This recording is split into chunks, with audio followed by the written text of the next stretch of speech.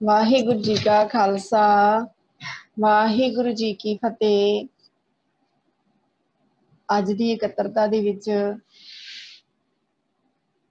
200 ਤੋਂ ਉੱਪਰ ਪਰਿਵਾਰ ਜੁੜ ਚੁੱਕੇ ਆ ਜੀ। ਸਭ ਦਾ ਸਵਾਗਤ ਹੈ। ਜਿੰਨੇ ਵੀ ਵੀਰ ਭੈਣ ਭਰਾ ਤੇ ਪਿਆਰੇ ਬੱਚੇ ਜੁੜੇ ਹਨ, ਸਭ ਦਾ ਸਵਾਗਤ ਹੈ ਜੀ।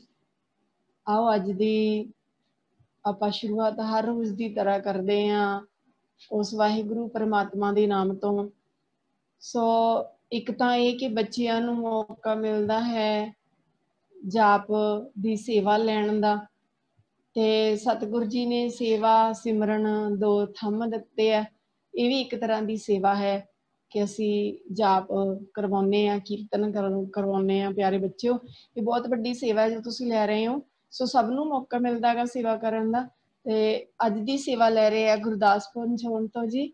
ਗੁਰਦਾਸਪੁਰ ਜ਼ੋਨ ਤੋਂ ਸਿਮਰਨਪ੍ਰੀਤ ਕੌਰ ਜੀ, EPP ਨੰਬਰ 9604। ਵਾਹਿਗੁਰੂ ਜੀ ਕਾ ਖਾਲਸਾ ਵਾਹਿਗੁਰੂ ਜੀ ਕੀ ਫਤਿਹ। ਇਕ ਓੰਕਾਰ ਸਤਿਨਾਮ ਕਰਤਾ ਪੁਰਖ ਨਿਰਭਉ ਨਿਰਵੈਰ ਅਕਾਲ ਮੂਰਤ ਅਜੂਨੀ ਸੈਭੰ ਗੁਰ ਪ੍ਰਸਾਦ। ਇਕ ਓੰਕਾਰ ਸਤਿਨਾਮ ਕਰਤਾ ਪੁਰਖ ਨਿਰਭਉ ਨਿਰਵੈਰ ਅਕਾਲ ਮੂਰਤ ਅਜੂਨੀ ਸੈਭੰ ਗੁਰ ਪ੍ਰਸਾਦ। ਇਕ ਓੰਕਾਰ ਸਤਿਨਾਮ ਕਰਤਾ ਪੁਰਖ ਨਿਰਭਉ ਨਿਰਵੈਰ ਅਕਾਲ ਮੂਰਤ ਅਜੂਨੀ ਸੈਭੰ ਗੁਰ ਪ੍ਰਸਾਦ। ਇਕ ਓੰਕਾਰ ਸਤਿਨਾਮ ਕਰਤਾ ਪੁਰਖ ਨਿਰਭਉ ਨਿਰਵੈਰ ਅਕਾਲ ਮੂਰਤ ਅਜੂਨੀ ਸੈਭੰ ਗੁਰ ਪ੍ਰਸਾਦ। ਇਕ ਓੰਕਾਰ ਸਤਿਨਾਮ ਕਰਤਾ ਪੁਰਖ ਨਿਰਭਉ ਨਿਰਵੈਰ ਅਕਾਲ ਮੂਰਤ ਅਜੂਨੀ ਸੈਭੰ ਗੁਰ ਪ੍ਰਸਾਦ। ਵਾਹਿਗੁਰੂ ਵਾਹਿਗੁਰੂ ਵਾਹਿਗੁਰੂ ਵਾਹਿਗੁਰੂ ਵਾਹਿਗੁਰੂ। ਵਾਹਿਗੁਰੂ ਜੀ ਕਾ ਖਾਲਸਾ ਵਾਹਿਗੁਰੂ ਜੀ ਕੀ ਫਤਿਹ। ਵਾਹਿਗੁਰੂ ਜੀ ਕਾ ਖਾਲਸਾ ਵਾਹਿਗੁਰੂ ਜੀ ਕੀ ਫਤਿਹ। ਬੇਟੀ ਸਿਮਰਨਪ੍ਰੀਤ ਕੌਰ ਜੀ, ਬਹੁਤ ਬਹੁਤ ਧੰਨਵਾਦ ਜੀ ਤੁਹਾਡਾ। ਤੁਸੀਂ ਬਸ ਵਾਹਿਗੁਰੂ ਪਰਮਾਤਮਾ ਦੇ ਨਾਮ ਨਾਲ ਜੋੜਨਾ ਕੀਤਾ ਜੀ। ਸੋ ਅੱਜ ਹੁਣ ਆਪਾਂ ਕੀਰਤਨ ਦਾ ਆਨੰਦ ਮਾਣਦੇ ਹਾਂ ਜੀ। ਕੀਰਤਨ ਦੀ ਸੇਵਾ ਲੈ ਰਹੇ ਆ ਜੀ ਫਰੀਦਕੋਟ ਜ਼ੋਨ ਤੋਂ ਮਨਦੀਪ ਕੌਰ ਜੀ, 15704 EPP ਨੰਬਰ 15704 ਜੀ। ਮਨਦੀਪ ਕੌਰ ਜੀ, ਵਾਹਿਗੁਰੂ ਜੀ ਕੀ ਫਤਿਹ। ਵਾਹਿਗੁਰੂ ਜੀ ਕਾ ਖਾਲਸਾ ਵਾਹਿਗੁਰੂ ਜੀ ਕੀ ਫਤਿਹ ਜੀ। ਮੇਰਾ ਨਾਮ ਨਮਨਦੀਪ ਕੌਰ ਹੈ। EPP ਨੰਬਰ 15704 ਵਾਇਸੀ से परमजीत सिंह। आवो सिख सतगुरु के प्यारियो गावो सच्ची बानी। आवो सिख सतगुरु के प्यारियो गावो सच्ची बानी। बानी ता गाओ गुरु केरी बानिया सिर बानी। जिनको नजर कर्म होवे हृदय तिना समानी। वाणी ता गाओ गुरु केरी बानिया सिर बानी। जिनको नजर कर्म होवे हृदय तिना समानी। पीवो अमृत सदा रो हर रंग पीवो अमृत सदा रो हर रंग। जपियो सारग पानी जपियो सारग पानी। कहे नानक सदा गाओ ए सच्ची बानी। कहे नानक सदा गाओ ए सच्ची बानी। वाहिगुरु जी का खालसा वाहिगुरु जी की फतेह। ਵਾਹਿਗੁਰੂ ਜੀ ਕਾ ਖਾਲਸਾ ਵਾਹਿਗੁਰੂ ਜੀ ਕੀ ਫਤਿਹ ਜੀ। ਹਾਂਜੀ ਬੇਟੀ ਰਮਨਦੀਪ ਕੌਰ ਜੀ, ਬਹੁਤ ਬਹੁਤ ਧੰਨਵਾਦ ਜੀ। ਆਵੋ ਸਿੱਖ ਸਤਿਗੁਰੂ ਕੇ ਪਿਆਰੇ ਹੋ ਗਾਵੋ ਸੱਚੀ ਬਾਣੀ। ਸਤਿਗੁਰੂ ਜੀ ਸਾਨੂੰ ਬਾਣੀ ਗਾਉਣ ਦੇ ਲਈ ਕਹਿੰਦੇ ਆ, ਹਨਾ।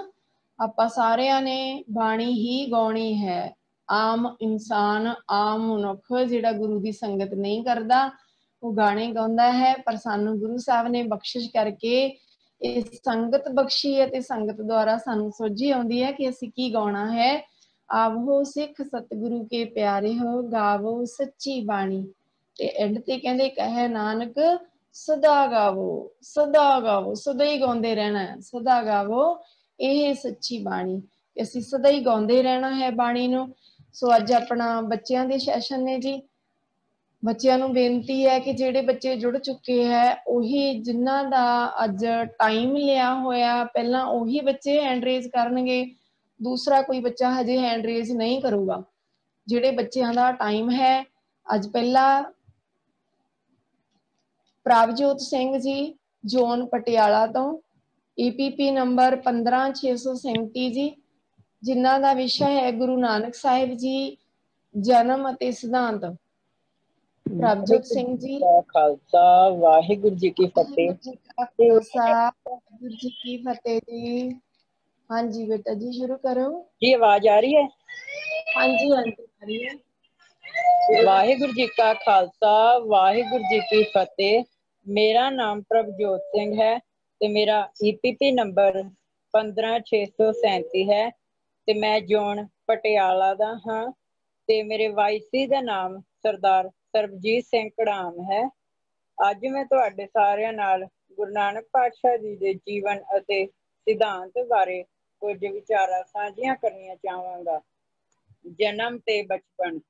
ਗੁਰੂ ਨਾਨਕ ਸਾਹਿਬ ਜੀ ਦਾ ਪ੍ਰਕਾਸ਼ 15 ਅਪ੍ਰੈਲ ਸਨ 1469 ਨੂੰ ਜ਼ਿਲ੍ਹਾ ਸ਼ੇਖੂਪੁਰਾ ਵਿੱਚ ਰਾਏ ਭੋਏ ਦੀ ਤਲਵੰਡੀ, ਹੁਣ ਨਨਕਾਣਾ ਸਾਹਿਬ ਵੀ ਆਖਦੇ ਹਨ, ਵਿਖੇ ਪਿਤਾ ਮਹਿਤਾ ਕਾਲੂ ਜੀ ਅਤੇ ਮਾਤਾ ਤ੍ਰਿਪਤਾ ਜੀ ਦੇ ਘਰ ਵਿਖੇ ਹੋਇਆ। ਪਿਤਾ ਜੀ ਇਲਾਕੇ ਦੇ ਜਗੀਰਦਾਰ ਰਾਏ ਬੁਲਾਇਰ ਦੇ ਪਟਵਾਰੀ ਵੀ ਸਨ। ਪਿਤਾ ਜੀ ਨੇ ਗੁਰੂ ਜੀ ਨੂੰ ਬਚਪਨ ਤੋਂ ਹੀ ਚੰਗੀ ਤੋਂ ਚੰਗੀ ਸੇਧ ਦੇਣ ਦੀ ਯਤਨ ਕੀਤੇ ਤੇ ਕੋਸ਼ਿਸ਼ ਕੀਤੀ। ਕੁਝ ਸਾਲਾਂ ਵਿੱਚ ਹੀ ਆਪ ਜੀ ਨੇ ਹਿੰਦੀ, ਫਾਰਸੀ ਅਤੇ ਸੰਸਕ੍ਰਿਤ ਆਦਿਕ ਭਾਸ਼ਾਵਾਂ ਦੀ ਜਾਣਕਾਰੀ ਹਾਸਲ ਕਰ ਲਈ। ਗੁਰੂ ਨਾਨਕ ਸਾਹਿਬ ਵਿੱਚ ਵਿਲੱਖਣ ਸ਼ਖਸੀਅਤ ਵਾਲੇ ਗੁਣ ਬਚਪਨ ਵਿੱਚ ਹੀ ਵਿਖਾਈ ਦੇਣ ਲੱਗ ਪਏ। ਸੰਸਾਰਕ ਵਿੱਦਿਆ ਦੇਣ ਵਾਲੇ ਅਧਿਆਪਕਾਂ ਨੂੰ ਆਪ ਜੀ ਕਈ ਵਾਰ ਅਜਿਹੇ ਸਵਾਲ ਕਰਦੇ ਸਨ ਜਿਨ੍ਹਾਂ ਦਾ ਅਧਿਆਪਕਾਂ ਕੋਲ ਵੀ ਕੋਈ ਜਵਾਬ ਨਹੀਂ ਸੀ ਹੁੰਦਾ।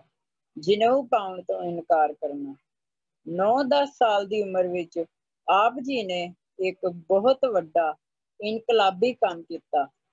ਆਪ ਨੇ ਰਿਸ਼ਤੇਦਾਰਾਂ ਅਤੇ ਸਮਾਜ ਦੇ ਪ੍ਰਤਿਸ਼ਠ ਵਿਅਕਤੀਆਂ ਦੇ ਵੱਡੇ ਇਕੱਠ ਵਿੱਚ ਜਨੇਊ, ਜਿਸ ਨੂੰ ਅਸੀਂ ਜੰਝੂ ਵੀ ਆਖਦੇ ਹਾਂ, ਉਸ ਨੂੰ ਪਾਉਣ ਤੋਂ ਇਨਕਾਰ ਕਰ ਦਿੱਤਾ। ਆਪ ਨੇ ਪੰਡਿਤ ਹਰਦਿਆਲ ਨੂੰ ਸਮਝਾਇਆ ਕਿ ਧਾਗੇ ਦੇ ਜਨੇਊ ਦਾ ਆਤਮਕ ਜਾਂ ਮਨ ਨੂੰ ਕੋਈ ਲਾਭ ਨਹੀਂ। ਇਸ ਦੀ ਥਾਂ ਤੇ ਮਨੁੱਖ ਦਾ ਪ੍ਰਭੂ ਪਿਆਰ ਅਤੇ ਦਇਆ, ਸੰਤੋਖ, ਉੱਚਾ ਆਚਰਣ, ਸਵੈ ਰੱਖਿਆ ਆਦਿਕ ਗੁਣ ਹੀ ਜੀਵਨ ਸਵਾਰ ਸਕਦੇ ਹਨ। ਆਪ ਜੀ ਦਾ ਵਿਆਹ। 18 ਸਾਲ ਦੀ ਉਮਰ ਵਿੱਚ ਆਪ ਜੀ ਦਾ ਵਿਆਹ ਬਟਾਲੇ ਦੇ ਬਾਬਾ ਮੂਲ ਚੰਦ ਦੀ ਧੀ ਮਾਤਾ ਸੁਲੱਖਣੀ ਜੀ ਨਾਲ ਹੋ ਗਿਆ। ਆਪ ਜੀ ਦੇ ਘਰ 2 ਸਪੁੱਤਰਾਂ ਨੇ ਜਨਮ ਲਿਆ, ਜਿਨ੍ਹਾਂ ਦੇ ਨਾਮ ਹਨ ਬਾਬਾ ਸ਼੍ਰੀ ਚੰਦ ਜੀ ਅਤੇ ਬਾਬਾ ਲਖਮੀ ਦਾਸ ਜੀ। ਜਿੱਥੇ ਆਪ ਪ੍ਰਭੂ ਚਿੰਤਨ ਵਿੱਚ ਜੁੜੇ ਰਹਿੰਦੇ, ਉੱਥੇ ਬਚਪਨ ਵਿੱਚ ਆਪ ਜੀ ਨੇ ਮੱਝਾਂ ਚਾਰੀਆਂ, ਜਵਾਨੀ ਵਿੱਚ ਦੁਕਾਨਦਾਰੀ ਤੇ ਨੌਕਰੀ ਵੀ ਕੀਤੀ ਅਤੇ ਬੁਢਾਪੇ ਵਿੱਚ ਇੱਕ ਕਿਸਾਨ ਦੇ ਰੂਪ ਵਿੱਚ ਖੇਤੀ ਕੀਤੀ। ਭਾਈ ਮਰਦਾਨਾ ਜੀ। ਚੜ੍ਹਦੀ ਜਵਾਨੀ ਵਿੱਚ ਗੁਰੂ ਜੀ ਦਾ ਮੇਲ ਤਲਵੰਡੀ ਨਿਵਾਸੀ ਭਾਈ ਮਰਦਾਨਾ ਜੀ ਨਾਲ ਹੋ ਗਿਆ, ਜੋ ਕਿ ਆਪ ਨਾਲੋਂ 10 ਕੁ ਸਾਲ ਵੱਡੇ ਸਨ। ਮਰਦਾਨਾ ਜੀ ਮਰਾਸੀ ਬੱਦਰਾ ਜੀ ਦੇ ਸਪੁੱਤਰ ਸਨ ਅਤੇ ਰਾਗ ਵਿਦਿਆ ਵਿੱਚ ਰੁਚੀ ਰੱਖਦੇ ਸਨ। ਉਹਨਾਂ ਨੂੰ ਰਬਾਬ ਵਜਾਉਣ ਦਾ ਵੀ ਬਹੁਤ ਸ਼ੌਂਕ ਸੀ। ਉਹ ਜੀਵਨ ਦੇ ਅੰਤ ਤੱਕ ਗੁਰੂ ਜੀ ਨਾਲ ਰਲ ਕੇ ਗੁਰਬਾਣੀ ਕੀਰਤਨ ਕਰਦੇ ਰਹੇ। ਜੋਤੀ ਜੋਤ ਸਮਾਉਣਾ। ਗੁਰੂ ਜੀ 22 ਦਸੰਬਰ 1539 ਨੂੰ ਕਰਤਾਰਪੁਰ ਵਿਖੇ ਜੋਤੀ ਜੋਤ ਸਮਾ ਗਏ। ਦਾਸ ਕੋਲੋਂ ਗੁਰੂ ਨਾਨਕ ਸਾਹਿਬ ਜੀ ਦੇ ਜੀਵਨ ਤੇ ਵਿਚਾਰਾ ਕਰਦਿਆਂ ਅਨੇਕਾਂ ਹੀ ਭੁੱਲਾਂ ਗਲਤੀਆਂ ਹੋ ਗਈਆਂ ਹੋਣਗੀਆਂ। ਆਪ ਸਭ ਜੀ ਬਖਸ਼ਣਯੋਗ ਹੋ, ਬਖਸ਼ ਲੈਣਾ ਜੀ। ਸਾਰੇ ਗੱਜ ਵੱਜ ਕੇ ਬੁਲਾਓ ਫਤਿਹ। ਵਾਹਿਗੁਰੂ ਜੀ ਕਾ ਖਾਲਸਾ, ਵਾਹਿਗੁਰੂ ਜੀ ਕੀ ਫਤਿਹ। ਵਾਹਿਗੁਰੂ ਜੀ ਕਾ ਖਾਲਸਾ, ਵਾਹਿਗੁਰੂ ਜੀ ਕੀ ਫਤਿਹ। ਬਹੁਤ ਵਧੀਆ ਬੱਚੇ ਨੇ ਗੁਰੂ ਨਾਨਕ ਪਾਤਸ਼ਾਹ ਜੀ ਦੇ ਜੀਵਨ ਬਾਰੇ ਜੋ ਚਾਨਣਾ ਪਾਇਆ, ਗੁਰੂ ਨਾਨਕ ਪਾਤਸ਼ਾਹ ਜੀ ਦੇ ਗੁਣਾਂ ਦੀ ਵਿਚਾਰ ਕੀਤੀ ਕਿ ਉਹ ਬੇਅੰਤ ਗੁਣਾਂ ਦੇ ਮਾਲਕ। ਤਾਂ ਆਪਾਂ ਗੁਰਬਾਣੀ ਵਿੱਚ ਵੀ ਪੜ੍ਹਦੇ ਹਾਂ, ਨਾਨਕ ਗਾਵੀਐ ਗੁਣੀ ਨਿਧਾਨ। ਗੁਣਾਂ ਦਾ ਖਜ਼ਾਨਾ ਗੁਰੂ ਨਾਨਕ ਪਾਤਸ਼ਾਹ ਜੀ ਦੇ ਗੁਣ ਨਾ ਗਿਣੇ ਜਾ ਸਕਦੇ ਹੈ, ਨਾ ਮਿਣੇ ਜਾ ਸਕਦੇ ਹੈ, ਨਾ ਤੋਲੇ ਜਾ ਸਕਦੇ ਹੈ। ਗੁਰੂ ਪਾਤਸ਼ਾਹ ਤੇ ਗੁਣਾਂ ਦਾ ਖਜ਼ਾਨਾ ਹੈ। ਸੋ ਉਹਨਾਂ ਦੇ ਜੀਵਨ ਤੋਂ ਬਲਹਾਰ ਬਲਹਾਰ।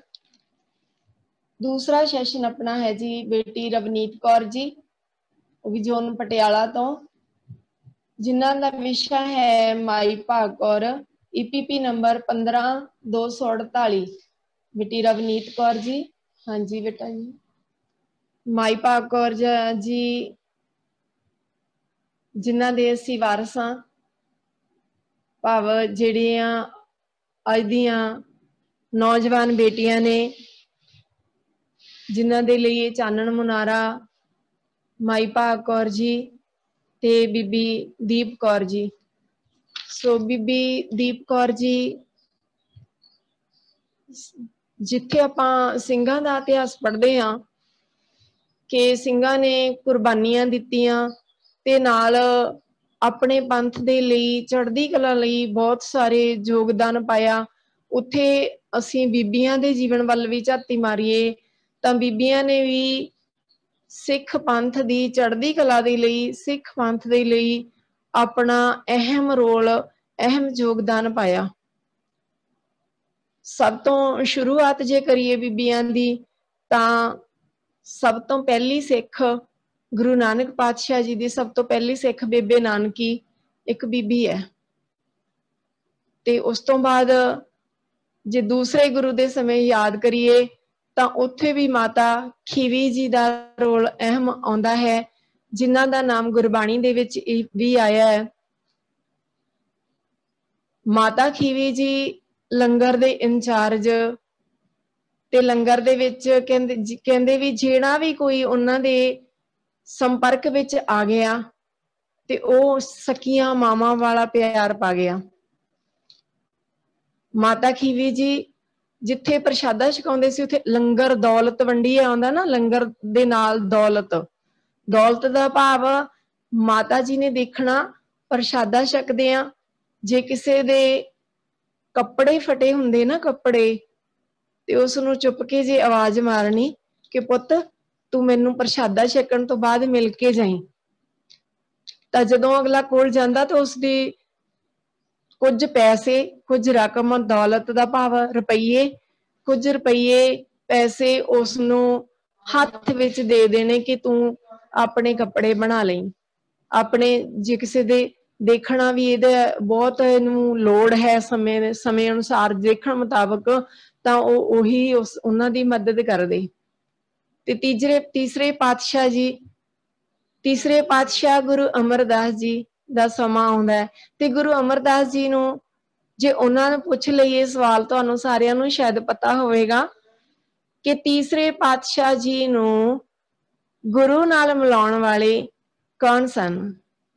ਸ਼ਾਇਦ ਪਤਾ ਹੋਊਗਾ ਬੱਚਿਆਂ ਨੂੰ, ਕੌਣ ਸੇ? ਜਾਂ ਚੈਟ ਬਾਕਸ ਵਿੱਚ ਲਿਖ ਦਿਓ ਜੀ ਜੇ ਤੁਹਾਨੂੰ ਪਤਾ ਹੈ। ਤੇ ਗੁਰੂ ਅਮਰਦਾਸ ਜੀ ਨੂੰ ਗੁਰੂ ਅੰਗਦ ਦੇਵ ਜੀ ਨਾਲ ਮਿਲਾਉਣ ਵਾਲੇ ਕੌਣ ਸੀ? ਹਾਂਜੀ, ਸ਼ਾਬਾਸ਼ ਜੀ, ਬਹੁਤ ਵਧੀਆ, ਬਹੁਤ ਵਧੀਆ। ਬਹੁਤ ਸਾਰੇ ਬੱਚਿਆਂ ਦਾ ਸਹੀ ਜਵਾਬ ਆ ਰਿਹਾ। ਬੀਬੀ ਅਮਰੋ ਜੀ, ਸ਼ਾਬਾਸ਼। ਮੈਨੂੰ ਖੁਸ਼ੀ ਹੁੰਦੀ ਹੈ ਕਿ ਸਾਡੇ ਬੱਚੇ ਆ ਜਿਹੜੇ ਨਾਲ ਦੀ ਨਾਲ ਬਹੁਤ ਕੁਝ ਸਿੱਖ ਕੇ ਉਹ ਆਪਣੇ ਖਜ਼ਾਨੇ ਭਰ ਰਹੇ ਆ। ਗਿਆਨ ਗੋਲਕ ਕਿਹਾ ਜਾਂਦਾ ਨਾ, ਤੇ ਗਿਆਨ ਗੋਲਕ ਸੱਚਮੁੱਚ ਤੁਸੀਂ ਉਹ ਖਜ਼ਾਨਾ ਇਕੱਠਾ ਕਰ ਰਹੇ ਹੋ ਬੇਟਾ, ਜਿਹੜਾ ਖਜ਼ਾਨਾ ਕਦੇ ਵੀ ਐਵੇਂ ਮਿਲਦਾ ਹੀ ਨਹੀਂ, ਇਸ ਦਾ ਕੋਈ ਮੁੱਲ ਹੀ ਨਹੀਂ। ਤੁਹਾਨੂੰ ਕਿਤੋਂ ਇਹ ਖਜ਼ਾਨਾ ਨਹੀਂ ਮਿਲਣਾ ਜੋ ਤੁਸੀਂ ਇਕੱਠਾ ਕਰ ਰਹੇ ਹੋ। ਤੀਸਰੇ ਪਾਤਸ਼ਾਹ ਗੁਰੂ ਅਮਰਦਾਸ ਜੀ ਨੂੰ ਗੁਰੂ ਅੰਗਦ ਸਾਹਿਬ ਜੀ ਨਾਲ ਜੋੜਨ ਵਾਲੇ ਬੀਬੀ ਅਮਰੋ, ਬੀਬੀ ਅਮਰੋ ਜੀ ਕਾਰਨ ਬਣੇ ਆ। ਦੇਖੋ ਗੁਰਬਾਣੀ ਪੜ੍ਹਦੇ ਸੀ, ਗੁਰਬਾਣੀ ਪੜ੍ਹਦੇ ਆ, ਬਾਬਾ ਅਮਰਦਾਸ ਜੀ ਦੇ ਕੰਨਾਂ ਵਿੱਚ ਗੁਰਬਾਣੀ ਪਈ, ਗੁਰਬਾਣੀ ਪਈ ਤੇ ਦੇਖੋ ਨੌ ਸਹੁਰੇ ਦਾ ਰਿਸ਼ਤਾ ਉਸ ਅੱਜ ਦਾ ਸਮਾਂ ਨਹੀਂ ਸੀ, ਅੱਜ ਦਾ ਸਮਾਂ ਨਹੀਂ ਸੀ। ਉਸ ਸਮੇਂ ਦੇ ਵਿੱਚ ਨੌਹਾਂ ਤੇ ਸਹੁਰਿਆਂ ਦਾ ਬਹੁਤ ਜ਼ਿਆਦਾ ਇੱਕ ਤਰ੍ਹਾਂ ਦਾ ਆਪਾਂ ਕਹਿੰਦੇ ਝਿਜਕ ਹੁੰਦੀ ਸੀ ਕਿ ਸਾਹਮਣੇ ਨਹੀਂ ਬੋਲਦੇ ਸੀ। ਤਾਂ ਜਦੋਂ ਹੌਲੀ ਹੌਲੀ ਗੁਰੂ ਅਮਰਦਾਸ ਜੀ, ਬਾਬਾ ਅਮਰਦਾਸ ਜੀ ਨੇ ਬਾਣੀ ਸੁਣੀ ਤੇ ਕਹਿਣਾ ਕੀਤਾ ਕਿ ਮੈਨੂੰ ਆਪਣੇ ਗੁਰੂ ਜਿਨ੍ਹਾਂ ਦੀ ਤੁਸੀਂ ਬਾਣੀ ਪੜ੍ਹਦੇ ਹੋ ਮੈਨੂੰ ਮਿਲਾ ਕੇ ਆਓ। ਤਾਂ ਚੌਥੇ ਪਾਤਸ਼ਾਹ ਗੁਰੂ ਰਾਮਦਾਸ ਜੀ, ਗੁਰੂ ਰਾਮਦਾਸ ਜੀ ਦੇ ਸਮੇਂ ਕਿਹੜੀ ਬੀਬੀ ਹੋਈ ਆ? ਸ਼ਾਇਦ ਸਾਰਿਆਂ ਨੂੰ ਪਤਾ ਹੋਵੇ ਕਿ ਉਸ ਬੀਬੀ ਨੂੰ ਆਪਾਂ ਐਸੀ ਬੀਬੀ ਜਾਣਦੇ ਆ ਕਿ ਜਿਨ੍ਹਾਂ ਦਾ ਕਿੰਨੇ ਗੁਰੂਆਂ ਦੇ ਨਾਲ ਸੰਬੰਧ ਹੈ। ਬੀਬੀ ਭਾਨੀ ਜੀ। ਸ਼ਾਬਾਸ਼ ਸ਼ਾਬਾਸ਼, ਬਹੁਤ ਬਹੁਤ ਤੇਜ, ਬਹੁਤ ਖੁਸ਼ੀ ਬੇਟਾ ਜੀ, ਬਹੁਤ ਖੁਸ਼ੀ। ਤੁਸੀਂ ਸ਼ਾਬਾਸ਼, ਬਹੁਤ ਸਹੀ ਜਵਾਬ ਜੀ ਬੀਬੀ ਭਾਨੀ ਜੀ। ਬੀਬੀ ਭਾਨੀ ਜੀ ਦਾ ਜ਼ਿਕਰ ਕਰਦੇ ਆ, ਆਪ ਮੁਹਾਰੇ ਮੂੰਹ ਦੇ ਵਿੱਚੋਂ ਦੇਖੋ ਕਿੰਨੀ ਵਾਹ ਨਿਕਲਦੀ ਹੈ। ਅੱਜ ਜਦੋਂ ਬੇਟਾ ਜਦੋਂ ਅੱਜ ਨਾ ਰਿਸ਼ਤਿਆਂ ਦੀ ਗੱਲ ਕਰਦੀ ਆ, ਤੁਹਾਡੇ ਵੀ ਆਸੇ ਪਾਸੇ, ਤੁਹਾਡੇ ਵੀ ਆਂਢ ਗੁਆਂਢ ਦੇ ਵਿੱਚ, ਤੁਹਾਡੇ ਵੀ ਰਿਸ਼ਤੇਦਾਰੀਆਂ ਦੇ ਵਿੱਚ ਤੁਸੀਂ ਵੀ ਦੇਖਿਆ ਹੋਵੇਗਾ ਕਿ ਅੱਜ ਦੇ ਰਿਸ਼ਤੇ ਆ ਜਿਹੜੇ, ਉਹ ਜਦੋਂ ਅਸੀਂ ਸੁਣਦੇ ਆ ਕਿ ਰਿਸ਼ਤਾ ਹੋ ਗਿਆ ਤਾਂ ਦੂਜੇ ਹਫਤੇ ਤੀਜੇ ਹਫਤੇ ਇਹ ਸੁਣਨ ਨੂੰ ਮਿਲ ਜਾਂਦਾ ਰਿਸ਼ਤਾ ਟੁੱਟ ਗਿਆ। ਦੇਖੋ ਗੁਰੂ ਅਮਰਦਾਸ ਜੀ ਨੇ ਜਦੋਂ ਬੀਬੀ ਭਾਨੀ ਜੀ ਦਾ ਰਿਸ਼ਤਾ ਕੀਤਾ, ਗੁਰੂ ਰਾਮਦਾਸ ਜੀ ਦਾ ਨਾਮ ਭਾਈ ਜੇਠਾ ਜੀ ਹੈ ਨਾ, ਤੇ ਜਦੋਂ ਰਿਸ਼ਤਾ ਕੀਤਾ ਤਾਂ ਉਸ ਸਮੇਂ ਗੁਰੂ ਰਾਮਦਾਸ ਜੀ, ਭਾਈ ਜੇਠਾ ਜੀ ਦਾ ਪਰਿਵਾਰ ਕਿੱਥੇ ਸੀ, ਕਿਹੜਾ ਘਰ ਸੀ, ਕੁਝ ਵੀ ਨਹੀਂ ਦੇਖਿਆ। ਕੀ ਦੇਖਿਆ? ਗੁਣ। ਗੁਣ ਦੇਖੇ ਤੇ ਆਪਣੀ ਬੇਟੀ ਸੁਪੁੱਤਰੀ ਬੀਬੀ ਭਾਨੀ ਜੀ ਦਾ ਰਿਸ਼ਤਾ ਕਰ ਦਿੱਤਾ। ਬੀਬੀ ਭਾਨੀ ਜੀ ਨੇ ਕਿੰਨੇ ਮਤਲਬ ਪਿਆਰ ਦੇ ਨਾਲ ਅੱਗੇ ਇਸ ਰਿਸ਼ਤੇ ਨੂੰ ਨਿਭਾਇਆ ਤੇ ਕਿੰਨੇ ਉਸ ਫਿਰ ਕੁਲ ਦੇ ਵਿੱਚੋਂ ਗੁਰੂ ਸਾਹਿਬਾਨਾਂ ਦਾ ਪ੍ਰਕਾਸ਼ ਤੇ ਕਿਵੇਂ ਉਹ ਪੀੜ੍ਹੀ ਚੱਲੀ ਹੈ। ਫਿਰ ਉਸ ਤੋਂ ਬਾਅਦ ਪੰਜਵੇਂ ਪਾਤਸ਼ਾਹ ਸਮੇਂ ਵੀ ਮਾਤਾ ਗੰਗਾ ਜੀ, ਜਿਨ੍ਹਾਂ ਨੇ ਬੜੀ ਨਿਮਰਤਾ ਦੇ ਨਾਲ ਆਪਣੀ ਜਠਾਣੀ ਦੀਆਂ ਗੱਲਾਂ ਨੂੰ ਸਮਝ ਜਾਣਿਆ ਤੇ ਕਿੰਨੀ ਨਿਮਰਤਾ ਦੇ ਨਾਲ ਆਪਣਾ ਜੀਵਨ ਬਤੀਤ ਕੀਤਾ। ਛੇਵੇਂ ਪਾਤਸ਼ਾਹ ਗੁਰੂ ਹਰਗੋਬਿੰਦ ਸਾਹਿਬ ਜੀ, ਤੇ ਗੁਰੂ ਹਰਗੋਬਿੰਦ ਸਾਹਿਬ ਜੀ ਦੀ ਮਾਤਾ ਨਾਨਕੀ ਜੀ, ਜਿਹੜੇ ਗੁਰੂ ਹਰਗੋਬਿੰਦ ਸਾਹਿਬ ਜੀ ਦੇ ਮਹਿਲ ਹੋਏ ਆ। ਭਾਵ ਹਰ ਸਮੇਂ ਦੇ ਵਿੱਚੋਂ ਗੁਰੂ ਸਾਹਿਬਾਨਾਂ ਤੋਂ ਲੈ ਕੇ ਸਿੰਘ ਸਿੰਘਣੀਆਂ ਨੇ ਜਦੋਂ ਕੁਰਬਾਨੀਆਂ ਦਿੱਤੀਆਂ, ਉਦੋਂ ਤੱਕ ਸਿੱਖ ਬੀਬੀਆਂ ਦਾ ਇਤਿਹਾਸ ਦੇ ਵਿੱਚ ਹਰ ਥਾਂ ਤੇ ਜ਼ਿਕਰ ਆਉਂਦਾ ਹੈ। ਜਿੱਥੇ ਸਿੰਘਾਂ ਨੇ ਕੁਰਬਾਨੀਆਂ ਦਿੱਤੀਆਂ, ਉੱਥੇ ਸਿੱਖ ਬੀਬੀਆਂ ਨੇ ਵੀ ਛੋਟੇ ਛੋਟੇ ਬੱਚਿਆਂ ਦੇ ਟੁਕੜੇ ਕਰਵਾ ਕੇ, ਛੋਟੇ ਛੋਟੇ ਬੱਚਿਆਂ ਦੀਆਂ ਆਂਦਰਾਂ ਦੇ ਹਾਰ ਆਪਣੇ ਗਲਾਂ ਦੇ ਵਿੱਚ ਪਵਾ ਲਏ, ਪਰ ਧਰਮ ਨਹੀਂ ਛੱਡਿਆ, ਧਰਮ ਤੋਂ ਨਹੀਂ ਡੋਲੀਆਂ। ਕੋਈ ਇੱਕ ਵੀ ਮਾਂ ਐਸੀ ਨਹੀਂ ਸੀ ਜਿਹੜੀ ਕਹਿੰਦੀ ਸੀ ਦੁਨੀਆ ਦੇ ਵਿੱਚ, ਅੱਜ ਸਾਰੀ ਦੁਨੀਆ ਦੇ ਵਿੱਚ ਸਭ ਤੋਂ ਵੱਧ ਪਿਆਰਾ ਮਾਂ ਨੂੰ ਪੁੱਤਰ ਹੁੰਦਾ, ਤੇ ਪੁੱਤਰ ਦਾ ਖੂਨ ਜਦੋਂ ਉਹ ਜਰਵਾਣੇ ਮਾਂ ਤੋਂ ਛੋਟਾ ਜਿਹਾ ਬੱਚਾ ਖੋਹ ਲੈਂਦੇ ਨਾ, ਖੋ ਕੇ ਉੱਪਰ ਨੂੰ ਚੁੱਕਦੇ, ਤੇ ਉੱਪਰ ਨੂੰ ਚੁੱਕਦਾ ਬੱਚਾ ਜਦੋਂ ਥੱਲੇ ਆਉਂਦਾ ਤੇ ਥੱਲੇ ਨੇਜਾ ਕੀਤਾ ਜਾਂਦਾ, ਨੇਜਾ ਜਿਹੜਾ ਬੱਚੇ ਦੇ ਵਿੱਚ ਦੀ ਸਰੀਰ ਦੇ ਲੰਘ ਜਾਂਦਾ ਤੇ ਖੂਨ ਦੇ ਫੁਹਾਰੇ ਛੁੱਟਦੇ, ਤੇ ਖੂਨ ਦੇ ਫੁਹਾਰੇ ਮਾਤਾਵਾਂ ਦੇ ਮੂੰਹ ਤੇ ਪੈਂਦੇ। ਧੰਨ ਸਨ ਉਹ ਮਾਵਾਂ ਜਿਨ੍ਹਾਂ ਵਿੱਚੋਂ ਇੱਕ ਵੀ ਮਾਂ ਨਹੀਂ ਡੋਲੀ ਤੇ ਇੱਕ ਨੇ ਵੀ ਨਹੀਂ ਕਿਹਾ ਕਿ ਮੇਰੇ ਬੱਚੇ ਦੀ ਜਾਨ ਬਖਸ਼ੀ ਕਰ ਦਿਓ, ਮੈਂ ਆਪਣਾ ਧਰਮ ਤਬਦੀਲ ਕਰਦੀ ਹਾਂ। ਨਹੀਂ, ਸਾਰੀਆਂ ਹੀ ਮਾਵਾਂ ਨੇ ਆਪਣੇ ਬੱਚਿਆਂ ਨੂੰ ਸਗੋਂ ਆਪਣੇ ਬੱਚਿਆਂ ਦੇ ਟੋਟੇ ਟੋਟੇ ਕਰਵਾ ਕੇ ਗਲਾਂ ਦੇ ਵਿੱਚ ਹਾਰ ਪਵਾ ਲਏ, ਪਰ ਇੱਕ ਨੇ ਵੀ ਨਹੀਂ ਡੋਲਿਆ ਤੇ ਅਰਦਾਸ ਕਰਦੀਆਂ ਸੀ ਕਿ ਹੇ ਸੱਚੇ ਪਿਤਾ ਵਾਹਿਗੁਰੂ ਜੀ, ਸਾਡੀ ਨਾਸਵੰਤ ਗੋਦ ਦੇ ਵਿੱਚੋਂ ਨਿਕਲ ਕੇ ਇਹ ਤੁਹਾਡਾ ਬੱਚਾ ਤੁਹਾਡੀ ਅਬਿਨਾਸੀ ਗੋਦ ਦੇ ਵਿੱਚ ਆ ਗਿਆ। ਇਹ ਅਰਦਾਸ ਕਰਦੀਆਂ ਨੂੰ ਜ਼ਕਰੀਆ ਖਾਂ ਕਹਿੰਦਾ ਇਹ ਕਿਹੋ ਜਿਹੀਆਂ ਨੇ जिथे ਸਿੰਘਾਂ ਨੂੰ ਕਿਹਾ ना किस मिट्टी दे बने आ, ते उत्थे सिख बीबियां ਨੂੰ भी कहा, कहंदे कैसियां ने। उन्हां ਨੂੰ पुछदा, सवाल पुछदा जकरिया खां कि तुहाडे पिता दा नहीं पता किथे है, जंगलां विच है, तुहाडे भरावां दा नहीं पता, तुहाडे पति दा नहीं पता भी मार दित्ते कि हैगे आ, तुहाडे कोले पुत्तर सी ते ओह भी तुहाडीआं अखां दे सामने टोटे टोटे कर दित्ते गए, तुहाडे कोले की बचिया, तुसी अरदास करदियां की है तुहाडे कोले?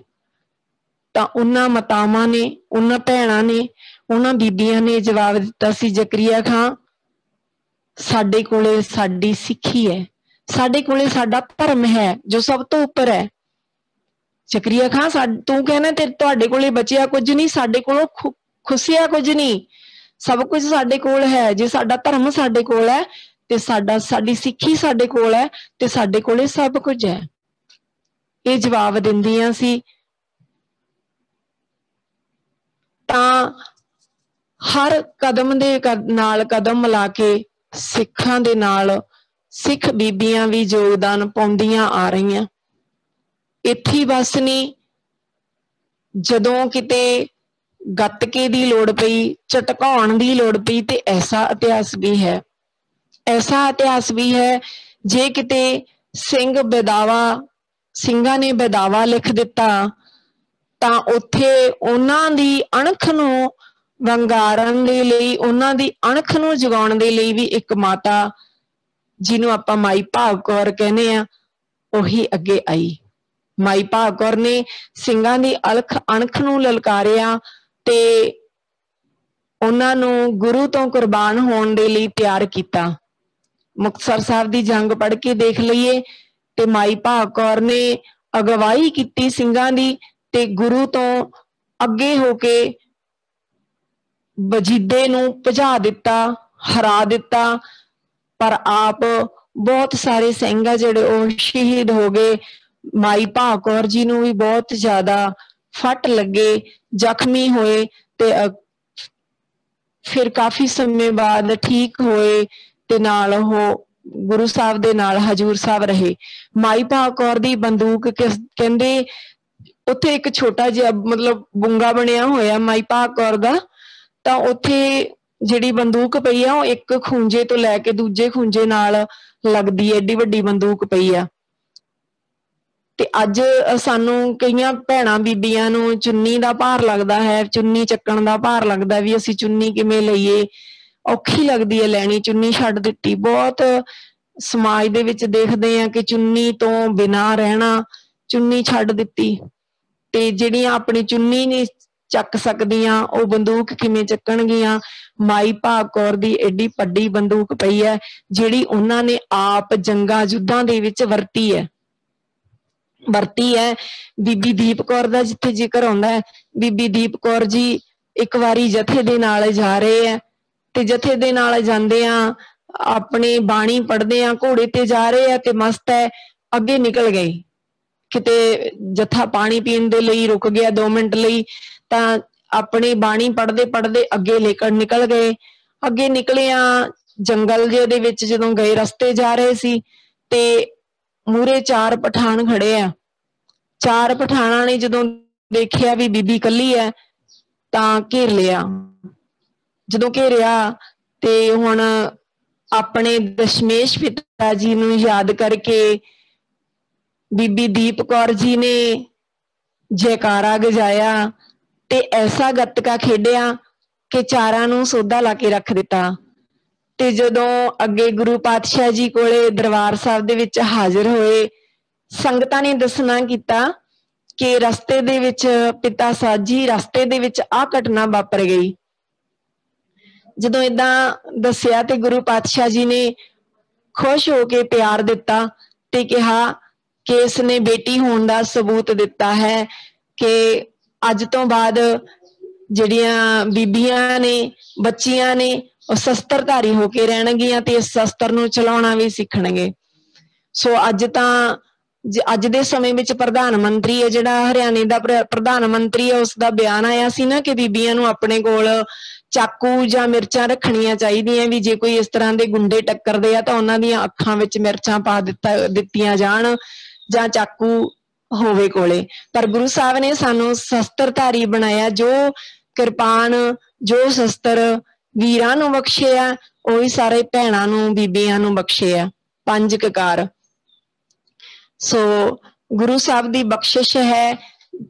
ਉੱਥੇ ਗੁਰਬਾਣੀ ਦੇ ਅੰਦਰ ਵੀ ਜਦੋਂ ਸ਼ਬਦ ਆਉਂਦਾ ਨਾ ਵੀ ਮਨੁੱਖ, ਜਿਵੇਂ ਆਉਂਦਾ ਭਈ ਪ੍ਰਾਪਤ ਮਨੁੱਖ ਦੇ ਹੁਰੀਆ, ਗੋਬਿੰਦ ਮਿਲਣ ਕੀ ਇਹ ਤੇਰੀ ਵਰੀਆ। ਜਿਵੇਂ ਮਨੁੱਖ ਸ਼ਬਦ ਆਉਂਦਾ ਤੇ ਮਨੁੱਖ ਸ਼ਬਦ ਸਾਂਝਾ ਹੈ। ਸਾਂਝੇ ਦਾ ਭਾਵ ਇਸਤਰੀ ਲਈ ਵੀ ਮਨੁੱਖ ਹੀ ਵਰਤਿਆ ਗਿਆ ਤੇ ਪੁਰਸ਼ ਲਈ ਵੀ ਮਨੁੱਖ ਹੀ ਵਰਤਿਆ ਗਿਆ। ਮਨੁੱਖ ਦੇ ਹੁਰੀਆ ਵੀ ਮਨੁੱਖਾਂ ਦੇ ਹੀ ਮਿਲੀ ਹੈ, ਮਨੁੱਖਾਂ ਦੇ ਹੀ, ਚਾਹੇ ਉਹ ਇਸਤਰੀ ਹੈ ਚਾਹੇ ਪੁਰਸ਼ ਹੈ। ਤੇ ਜੇ ਕਿਤੇ ਆਤਮਾ ਦੀ ਗੱਲ ਚੱਲੀਏ ਤੇ ਉਹ ਜੀਵਾਤਮਾ ਦੀ, ਜੀਵਾਤਮਾ ਦੇ ਵਿੱਚ ਵੀ ਇਹੀ ਆ ਕਿ ਨਾ ਕੋਈ ਇਸਤਰੀ ਹੈ ਨਾ ਪੁਰਸ਼ ਹੈ, ਬਸ ਬਰਾਬਰ ਹੈ।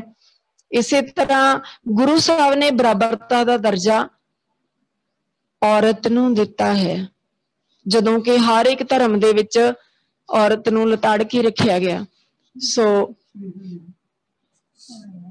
ਸੋ ਸਾਡੇ ਨਾਲ ਹੁਣ ਸੰਦੀਪ ਸਿੰਘ ਜੀ ਤਰਨਤਾਰਨ ਤੋਂ ਜੁੜ ਚੁੱਕੇ ਹਨ, ਜਿਨ੍ਹਾਂ ਦਾ ਵਿਸ਼ਾ ਹੈ ਬੀਬੀ ਦੀਪ ਕੌਰ ਜੀ। ਵਾਹਿਗੁਰੂ ਜੀ ਕਾ ਖਾਲਸਾ, ਵਾਹਿਗੁਰੂ ਜੀ ਕੀ ਫਤਿਹ। ਮੇਰਾ ਨਾਮ ਸੰਦੀਪ ਸਿੰਘ, ਜੋਨ ਤਰਨਤਾਰਨ, ਵਾਇਸੀ ਸਰਦਾਰ ਗੁਰਭੇਜ ਸਿੰਘ। ਮੈਂ ਐਜੂਕੇਟ ਪੰਜਾਬ ਪ੍ਰੋਟੈਕਟ ਦਾ ਧੰਨਵਾਦ ਕਰਦਾ ਹਾਂ ਕਿ ਜੋ ਮੈਨੂੰ ਇਸ ਬੀਬੀ ਦੀਪ ਕੌਰ ਦੀ ਸੂਰਬੀਰਤਾ ਦਾ ਵਿਸ਼ਾ ਬੋਲਣ ਦੀ ਹਿੰਮਤ ਦਿੱਤੀ। 1699 ਦੀ ਵਿਸਾਖੀ ਦੇ ਮੌਕੇ ਤੇ ਸ਼੍ਰੀ ਗੁਰੂ ਗੋਬਿੰਦ ਸਿੰਘ ਜੀ ਨੇ ਖੰਡੇ ਬਾਟੇ ਦਾ ਅੰਮ੍ਰਿਤ ਛਕਾ ਕੇ ਖਾਲਸੇ ਦੀ ਸਾਜਨਾ ਕੀਤੀ। ਇਸ ਤਰ੍ਹਾਂ ਅੰਮ੍ਰਿਤ ਦੀ ਕਰਾਮਾਤੀ ਅਸਰ ਹੋਇਆ। ਊਚ ਨੀਚ ਤੇ ਵਿਤਕਰੇ ਨੂੰ ਮੇਟ ਦਿੱਤਾ ਗਿਆ। ਜਾਤ ਪਾਤ ਅਤੇ ਵਰਨਾਂ ਦੇ ਵਖੇਵੇਂ ਵੀ ਹਟਾ ਦਿੱਤੇ ਗਏ। ਹਰੇਕ ਨੂੰ ਬਿਨਾਂ ਕਿਸੇ ਭਿੰਨ ਭੇਦ ਦੇ ਅੰਮ੍ਰਿਤ ਛਕਾ ਕੇ ਇਹ ਉਪਦੇਸ਼ ਦਿੱਤਾ ਗਿਆ ਕਿ ਵੱਖ-ਵੱਖ ਦੇਵੀ ਦੇਵਤਿਆਂ ਜਾਂ ਇਸ਼ਟਾਂ ਦੀ ਪੂਜਾ ਨਹੀਂ ਕਰਨੀ, ਕੇਵਲ ਇੱਕ ਅਕਾਲ ਪੁਰਖ ਦੀ ਹੀ ਆਰਾਧਨਾ ਕਰਨੀ ਹੈ। ਸਤਿਗੁਰੂ ਜੀ ਨੇ ਸਿੱਖਿਆ ਦਿੱਤੀ ਕਿ ਵਾਹਿਗੁਰੂ ਨਾਲ ਨਿਮਾਣਾ ਹੋ ਕੇ ਪਿਆਰ ਕਰਨਾ ਹੈ। ਸਭ ਮਨੁੱਖਾਂ ਦਾ ਦੁੱਖ ਦਰਦ ਵੰਡਣਾ ਹੈ। ਵਹਿਮਾਂ ਭਰਮਾਂ ਨੂੰ ਛੱਡ ਕੇ ਸੱਚ ਦੇ ਆਧਾਰ ਤੇ ਅਣਖ ਨਾਲ ਜੀਵਨ ਬਤੀਤ ਕਰਨਾ ਹੈ। ਸਵੈਮਾਨ ਤੇ ਸੂਰਬੀਰਤਾ ਦੇ ਗੁਣ ਗ੍ਰਹਿਣ ਕਰਨੇ ਹਨ।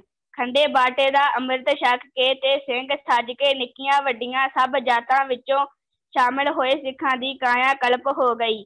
ਉਹਨਾਂ ਦੀ ਸੋਚ ਵਿੱਚ ਵੱਡਾ ਪਲਟਾ ਆਇਆ। ਉਹਨਾਂ ਨੇ ਤਨਾਂ ਤੇ ਮਨਾਂ ਵਿੱਚ ਇੱਕ ਅਜੀਬ ਪਰਿਵਰਤਨ ਜਿਹਾ ਆ ਗਿਆ। ਉਹਨਾਂ ਅੰਦਰ ਜਿਵੇਂ ਕਿਸੇ ਗੈਬੀ ਤਾਕਤ ਨੇ ਪ੍ਰਵੇਸ਼ ਕਰ ਲਿਆ ਹੋਵੇ। ਅੰਮ੍ਰਿਤ ਛਕ ਕੇ ਉਹ ਵਰਿਆਮ ਯੋਧੇ ਹੋ ਨਿਬੜੇ। ਇਹ ਤਬਦੀਲੀ ਕੇਵਲ ਮਰਦਾਂ ਵਿੱਚ ਹੀ ਨਹੀਂ ਸੀ ਆਈ, ਸਗੋਂ ਉਹਨਾਂ ਇਸਤਰੀਆਂ ਵਿੱਚ ਵੀ ਉਹਨਾਂ ਹੀ ਪਲਟਾ ਆ ਗਿਆ ਜਿਨ੍ਹਾਂ ਨੇ ਖੰਡੇ ਬਾਟੇ ਦਾ ਅੰਮ੍ਰਿਤ ਛਕਿਆ। ਪੁਰਸ਼ਾਂ ਤੇ ਇਸਤਰੀਆਂ ਵਿੱਚ ਸਮਾਨਤਾ ਦੀ ਰੀਤ ਸ਼੍ਰੀ ਗੁਰੂ ਨਾਨਕ ਦੇਵ ਜੀ ਨੇ ਤੋਰੀ ਸੀ। 10ਵੇਂ ਗੁਰੂ ਜੀ ਤੱਕ ਬਾਕੀ ਸਾਰੇ ਗੁਰੂ ਸਾਹਿਬਾਂ ਨੇ ਇਸ ਨੂੰ ਹੋਰ ਪੱਕਿਆ ਕੀਤਾ।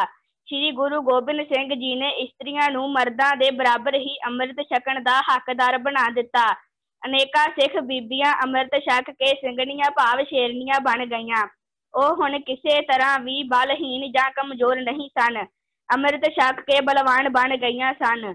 ਸਿੱਖ ਇਤਿਹਾਸ ਵਿੱਚ ਕਈ ਇਸਤਰੀਆਂ ਨੇ ਨਿਰਭੈਤਾ, ਸੁਮਗਤੀ ਦੇ ਜੌਹਰ ਦਿਖਾਏ ਅਤੇ ਐਸੀ ਦਲੇਰੀ ਦੇ ਪ੍ਰਗਟਾਵੇ ਕੀਤੇ ਕਿ ਪੜ੍ਹ ਸੁਣ ਕੇ ਹੈਰਾਨ ਰਹਿ ਜਾਈਦਾ ਹੈ। ਕੁਝ ਸਿੱਖ ਬੀਬੀਆਂ ਨੇ ਤਾਂ ਮਰਦਾਂ ਤੋਂ ਵੀ ਵੱਧ ਬਹਾਦਰੀ ਦਿਖਾ ਕੇ ਨਾਮਣਾ ਖੱਟਿਆ। ਸ਼੍ਰੀ ਗੁਰੂ ਗੋਬਿੰਦ ਸਿੰਘ ਜੀ ਦੇ ਸਮੇਂ ਤੋਂ ਹੀ ਸਿੰਘਣੀਆਂ ਅੰਦਰ ਇਹ ਚਮਤਕਾਰੀ ਤਬਦੀਲੀ ਸ਼ੁਰੂ ਹੋ ਗਈ ਸੀ। ਇਸ ਦੀ ਇੱਕ ਮਿਸਾਲ ਅਸੀਂ ਹੇਠਾਂ ਅੰਕਿਤ ਕਰਦੇ ਹਾਂ। ਇੱਕ ਵਾਰ ਮਾਝੇ ਦੀ ਸੰਗਤ ਸ਼੍ਰੀ ਦਸ਼ਮੇਸ਼ ਜੀ ਦੇ ਦਰਸ਼ਨ ਕਰਨ ਲਈ ਸ਼੍ਰੀ ਅਨੰਦਪੁਰ ਸਾਹਿਬ ਵੱਲ ਜਾ ਰਹੀ ਸੀ। ਇਸ ਵਹੀਰ ਵਿੱਚ ਮਰਦਾਂ ਦੇ ਨਾਲ ਕੁਝ ਔਰਤਾਂ ਵੀ ਸਨ। ਜਦ ਇਹ ਸੰਗਤ ਤਲੱਬਣ ਪਿੰਡ ਕੋਲ ਪਹੁੰਚੀ ਤਾਂ ਸਾਰੇ ਇੱਕ ਖੂਹ ਲਾਗੇ ਪਾਣੀ ਪੀਣ ਲਈ ਰੁਕ ਗਏ। ਉਹਨਾਂ ਵਿੱਚ ਇੱਕ ਬੀਬੀ ਦੀਪ ਕੌਰ ਵੀ ਸੀ। ਉਸ ਨੂੰ ਜਲ ਛਕਣ ਦੀ ਇੱਛਾ ਨਹੀਂ ਸੀ, ਇਸ ਲਈ ਉਹ ਉੱਥੇ ਨਾ ਰੁਕੇ ਅਤੇ ਅਗਾਂਹ ਤੁਰੀ ਗਈ। ਉਹ ਚੋਖੀ ਦੂਰ ਚਲੀ ਗਈ ਸੀ। ਉਸ ਨੂੰ ਇਕੱਲੀ ਦੇਖ ਕੇ 4 ਬਦਮਾਸ਼ ਮੁਸਲਮਾਨ ਲੁਟੇਰਿਆਂ ਨੇ ਆ ਕੇ ਘੇਰ ਲਿਆ। ਬੀਬੀ ਪਿੰਡ ਤੋਂ ਕਾਫੀ ਦੂਰ ਆ ਚੁੱਕੀ ਸੀ।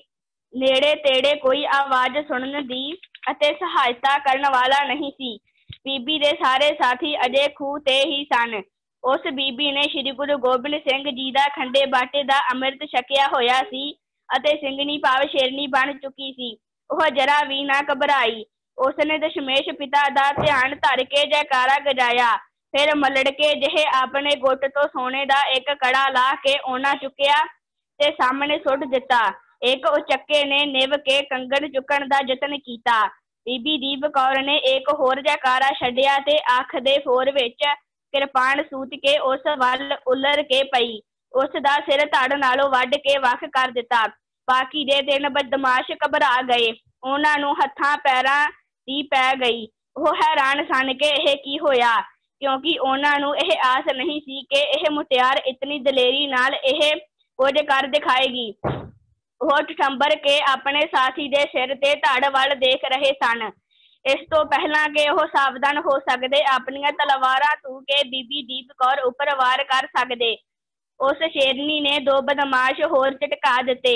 ਜੋ ਚੌਥਾ ਬਾਕੀ ਬਚਿਆ ਸੀ ਉਹ ਨੱਸ ਉੱਠਿਆ, ਪਰ ਕਲਗੀਧਰ ਪਿਤਾ ਦੀ ਬਹਾਦਰ ਸਪੁੱਤਰੀ ਨੇ ਉਸ ਨੂੰ ਫੱਟੜ ਕਰਕੇ ਹੇਠਾਂ ਡੇਗ ਲਿਆ। ਫਿਰ ਉਹ ਕੁੱਦ ਕੇ ਉਸ ਦੀ ਹਿੱਕ ਉੱਪਰ ਚੜ੍ਹ ਬੈਠੀ ਅਤੇ ਉਸ ਦੀ ਛਾਤੀ ਵਿੱਚ ਕਿਰਪਾਨ ਮਾਰ ਕੇ ਉਸ ਨੂੰ ਪਾਰ ਬੁਲਾ ਦਿੱਤਾ। ਬੀਬੀ ਦੀਪ ਕੌਰ ਨੇ ਸ੍ਰੀ ਗੁਰੂ ਗੋਬਿੰਦ ਸਿੰਘ ਜੀ ਦਾ ਧੰਨਵਾਦ ਕੀਤਾ ਕਿ ਉਹਨਾਂ ਨੇ ਉਸ ਦੀ ਲਾਜ ਪੱਤ ਰੱਖੀ ਹੈ। ਥੋੜੀ ਦੇਰ ਨੂੰ ਸੰਗਤ ਵੀ ਤਲੱਬਣ ਪਿੰਡ ਤੋਂ ਤੁਰ ਕੇ ਉੱਥੇ ਆ ਗਈ। 4 ਲਾਸ਼ਾਂ ਦੇਖ ਕੇ ਬੀਬੀ ਦੇ ਹੱਥ ਵਿੱਚ ਉਹਨਾਂ ਦੇ ਲਹੂ ਨਾਲ ਲੱਥ-ਪੱਥ ਕਿਰਪਾਨ ਦੇਖ ਕੇ ਹੈਰਾਨ ਹੋਏ। ਸਾਰੀ ਘਟਨਾ ਬਾਰੇ ਸੁਣ ਕੇ ਉਹਨਾਂ ਨੇ ਸ੍ਰੀ ਅਕਾਲ ਪੁਰਖ ਦਾ ਸ਼ੁਕਰਾਨਾ ਕੀਤਾ। ਸ੍ਰੀ ਅਨੰਦਪੁਰ ਸਾਹਿਬ ਪਹੁੰਚ ਕੇ ਉਹਨਾਂ ਨੇ 10ਵੇਂ ਪਾਤਸ਼ਾਹ ਦੇ ਦਰਸ਼ਨ ਕੀਤੇ ਤੇ ਮੱਥਾ ਟੇਕਿਆ। ਜਦ ਉਸ ਬੀਬੀ ਦੀਪ ਕੌਰ ਦੀ ਦਲੇਰੀ ਪ੍ਰਸੰਨ ਹੋਏ, ਉਹਨਾਂ ਨੇ ਬੀਬੀ ਨੂੰ ਥਾਪੀ ਦੇ ਕੇ ਸ਼ਾਬਾਸ਼ ਦਿੱਤੀ। ਆਪ ਨੇ ਫਰਮਾਇਆ ਕਿ ਸਿੱਖ ਬੀਬੀਆਂ ਅੰਮ੍ਰਿਤ ਛਕ ਕੇ ਬੀਬੀ ਦੀਪ ਕੌਰ ਵਾਂਗ ਬਹਾਦਰ ਬਣ ਕੇ ਧਰਮ ਦੀ ਰੱਖਿਆ ਕਰਨ। ਵਾਹਿਗੁਰੂ ਜੀ ਕਾ ਖਾਲਸਾ, ਵਾਹਿਗੁਰੂ ਜੀ ਕੀ ਫਤਿਹ।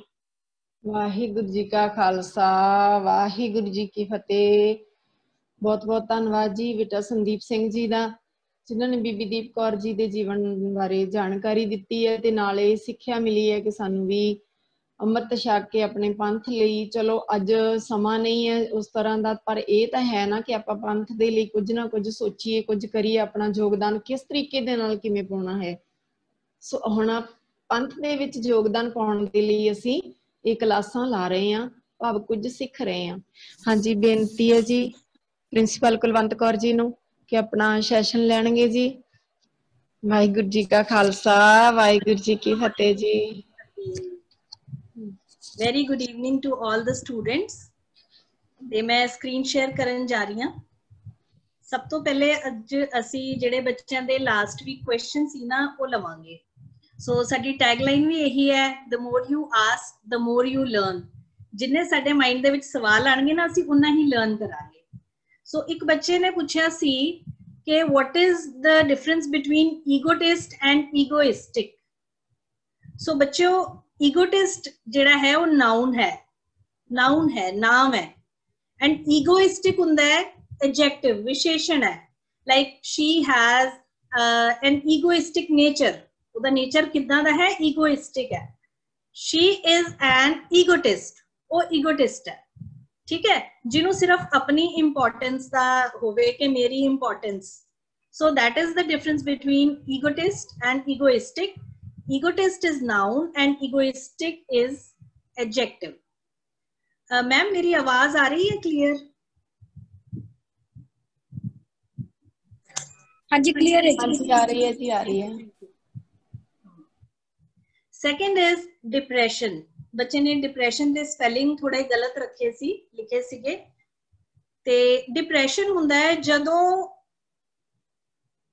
ਜਦੋਂ ਜਿਵੇਂ ਸਾਨੂੰ ਹੈਪੀ ਨਹੀਂ ਫੀਲ ਹੁੰਦਾ।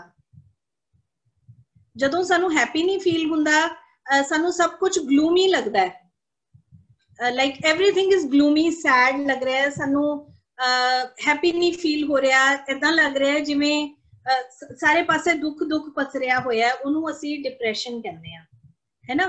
ਇੱਕ ਮੈਂ ਨਾਲ ਬ੍ਰੈਕਟ ਦੇ ਵਿੱਚ ਲਿਖਿਆ ਹੈ ਇਕਨੋਮਿਕ ਡਿਪਰੈਸ਼ਨ ਹੁੰਦਾ ਹੈ ਜਦੋਂ ਪੂਰੀ ਅਰਥ ਵਿਵਸਥਾ ਹੀ ਡੁੱਬਦੀ ਜਾਂਦੀ ਹੈ। ਜਿਵੇਂ ਅਸੀਂ ਕਹਿੰਦੇ ਹਾਂ ਨਾ ਕਿ ਅੱਜ ਕੱਲ ਜਿਹੜੀ ਸਾਡੀ GDP ਹੈ ਉਹ ਨੀਚੇ ਚਲੀ ਗਈ ਹੈ। ਤੁਸੀਂ ਨਿਊਜ਼ ਦੇ ਵਿੱਚ ਸੁਣਿਆ ਹੋਏਗਾ ਕਿ GDP -23.9% ਚਲੀ ਗਈ ਹੈ। मतलब कि की हो रहा है, इकोनॉमी ਦੇ ਵਿੱਚ डिप्रेशन आ रहा है, इकोनॉमी ਨਿਵਾਣ ਵੱਲ जा रही है। सो ये असी अर्थ व्यवस्था ਦੇ रिलेटेड भी ये टर्म ले सकते हैं। और जे मैं कहां कि मैनू डिप्रेसिव फील हो रहा है, मैनू डिप्रेशन फील हो रहा है, सो डिप्रेशन मतलब मैनू बड़ा ग्लूमी फील हो रहा है। ग्लूमी हुंदा सैडनेस और mind they which negative thoughts आंदे हैं। जदों कोई डिप्रेशन विच होवे ना, mind they which negative thoughts आंदे हैं, तुहानू लगदा है कि हाँ ये चीज है मेरे नाल ही क्यों होई, और तुहानू अपने आप नू नुकसान पहुंचाने दा मन करता है। So that is depression. एक बच्चे ने पूछा सी प्रीपोन्ड की हुंदा है, मैं उस दिन वैसे दस्या सीगा। प्रीपोन्ड मीनस किसी काम नू पहला कर लेना, जिवें पोस्टपोन आपां कीता सी POSTPONE, पोस्टपोन हुंदा है किसी काम नू अगे कर देना। Like meeting was postponed, meeting नू अगे कर दिता गया।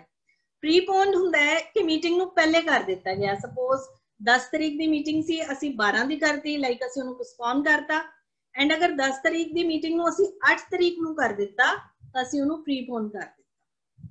So that is prepone. So opposite of prepone is postpone. Next बच्चे दा सवाल सी एंटीबायोटिक की हुंदा है।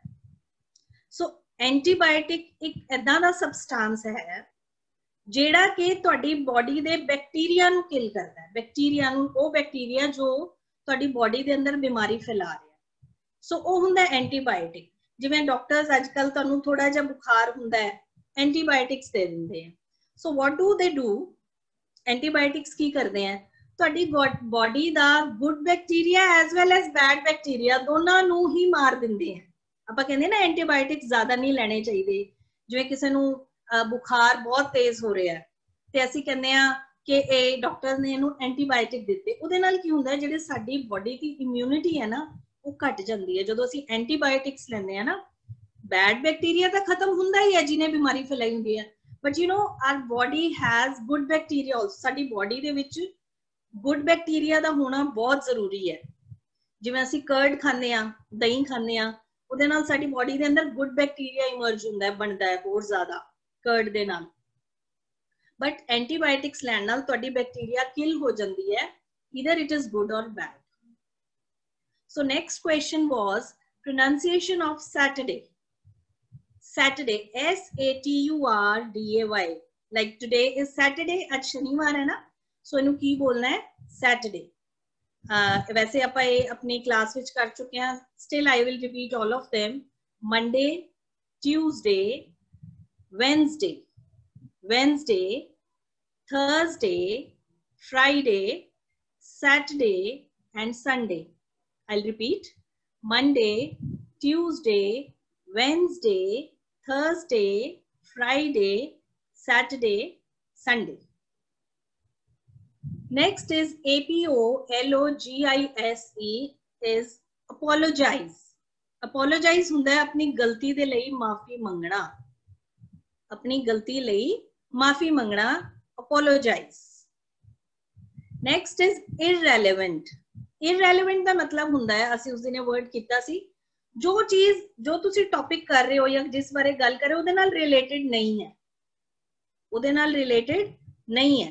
जिवें मैं तुहानू एग्जांपल भी दित्ती सी, मैथ्स की क्लास हो रही है ते एक बच्चा हिंदी का क्वेश्चन पूछ लैंदा है टीचर को।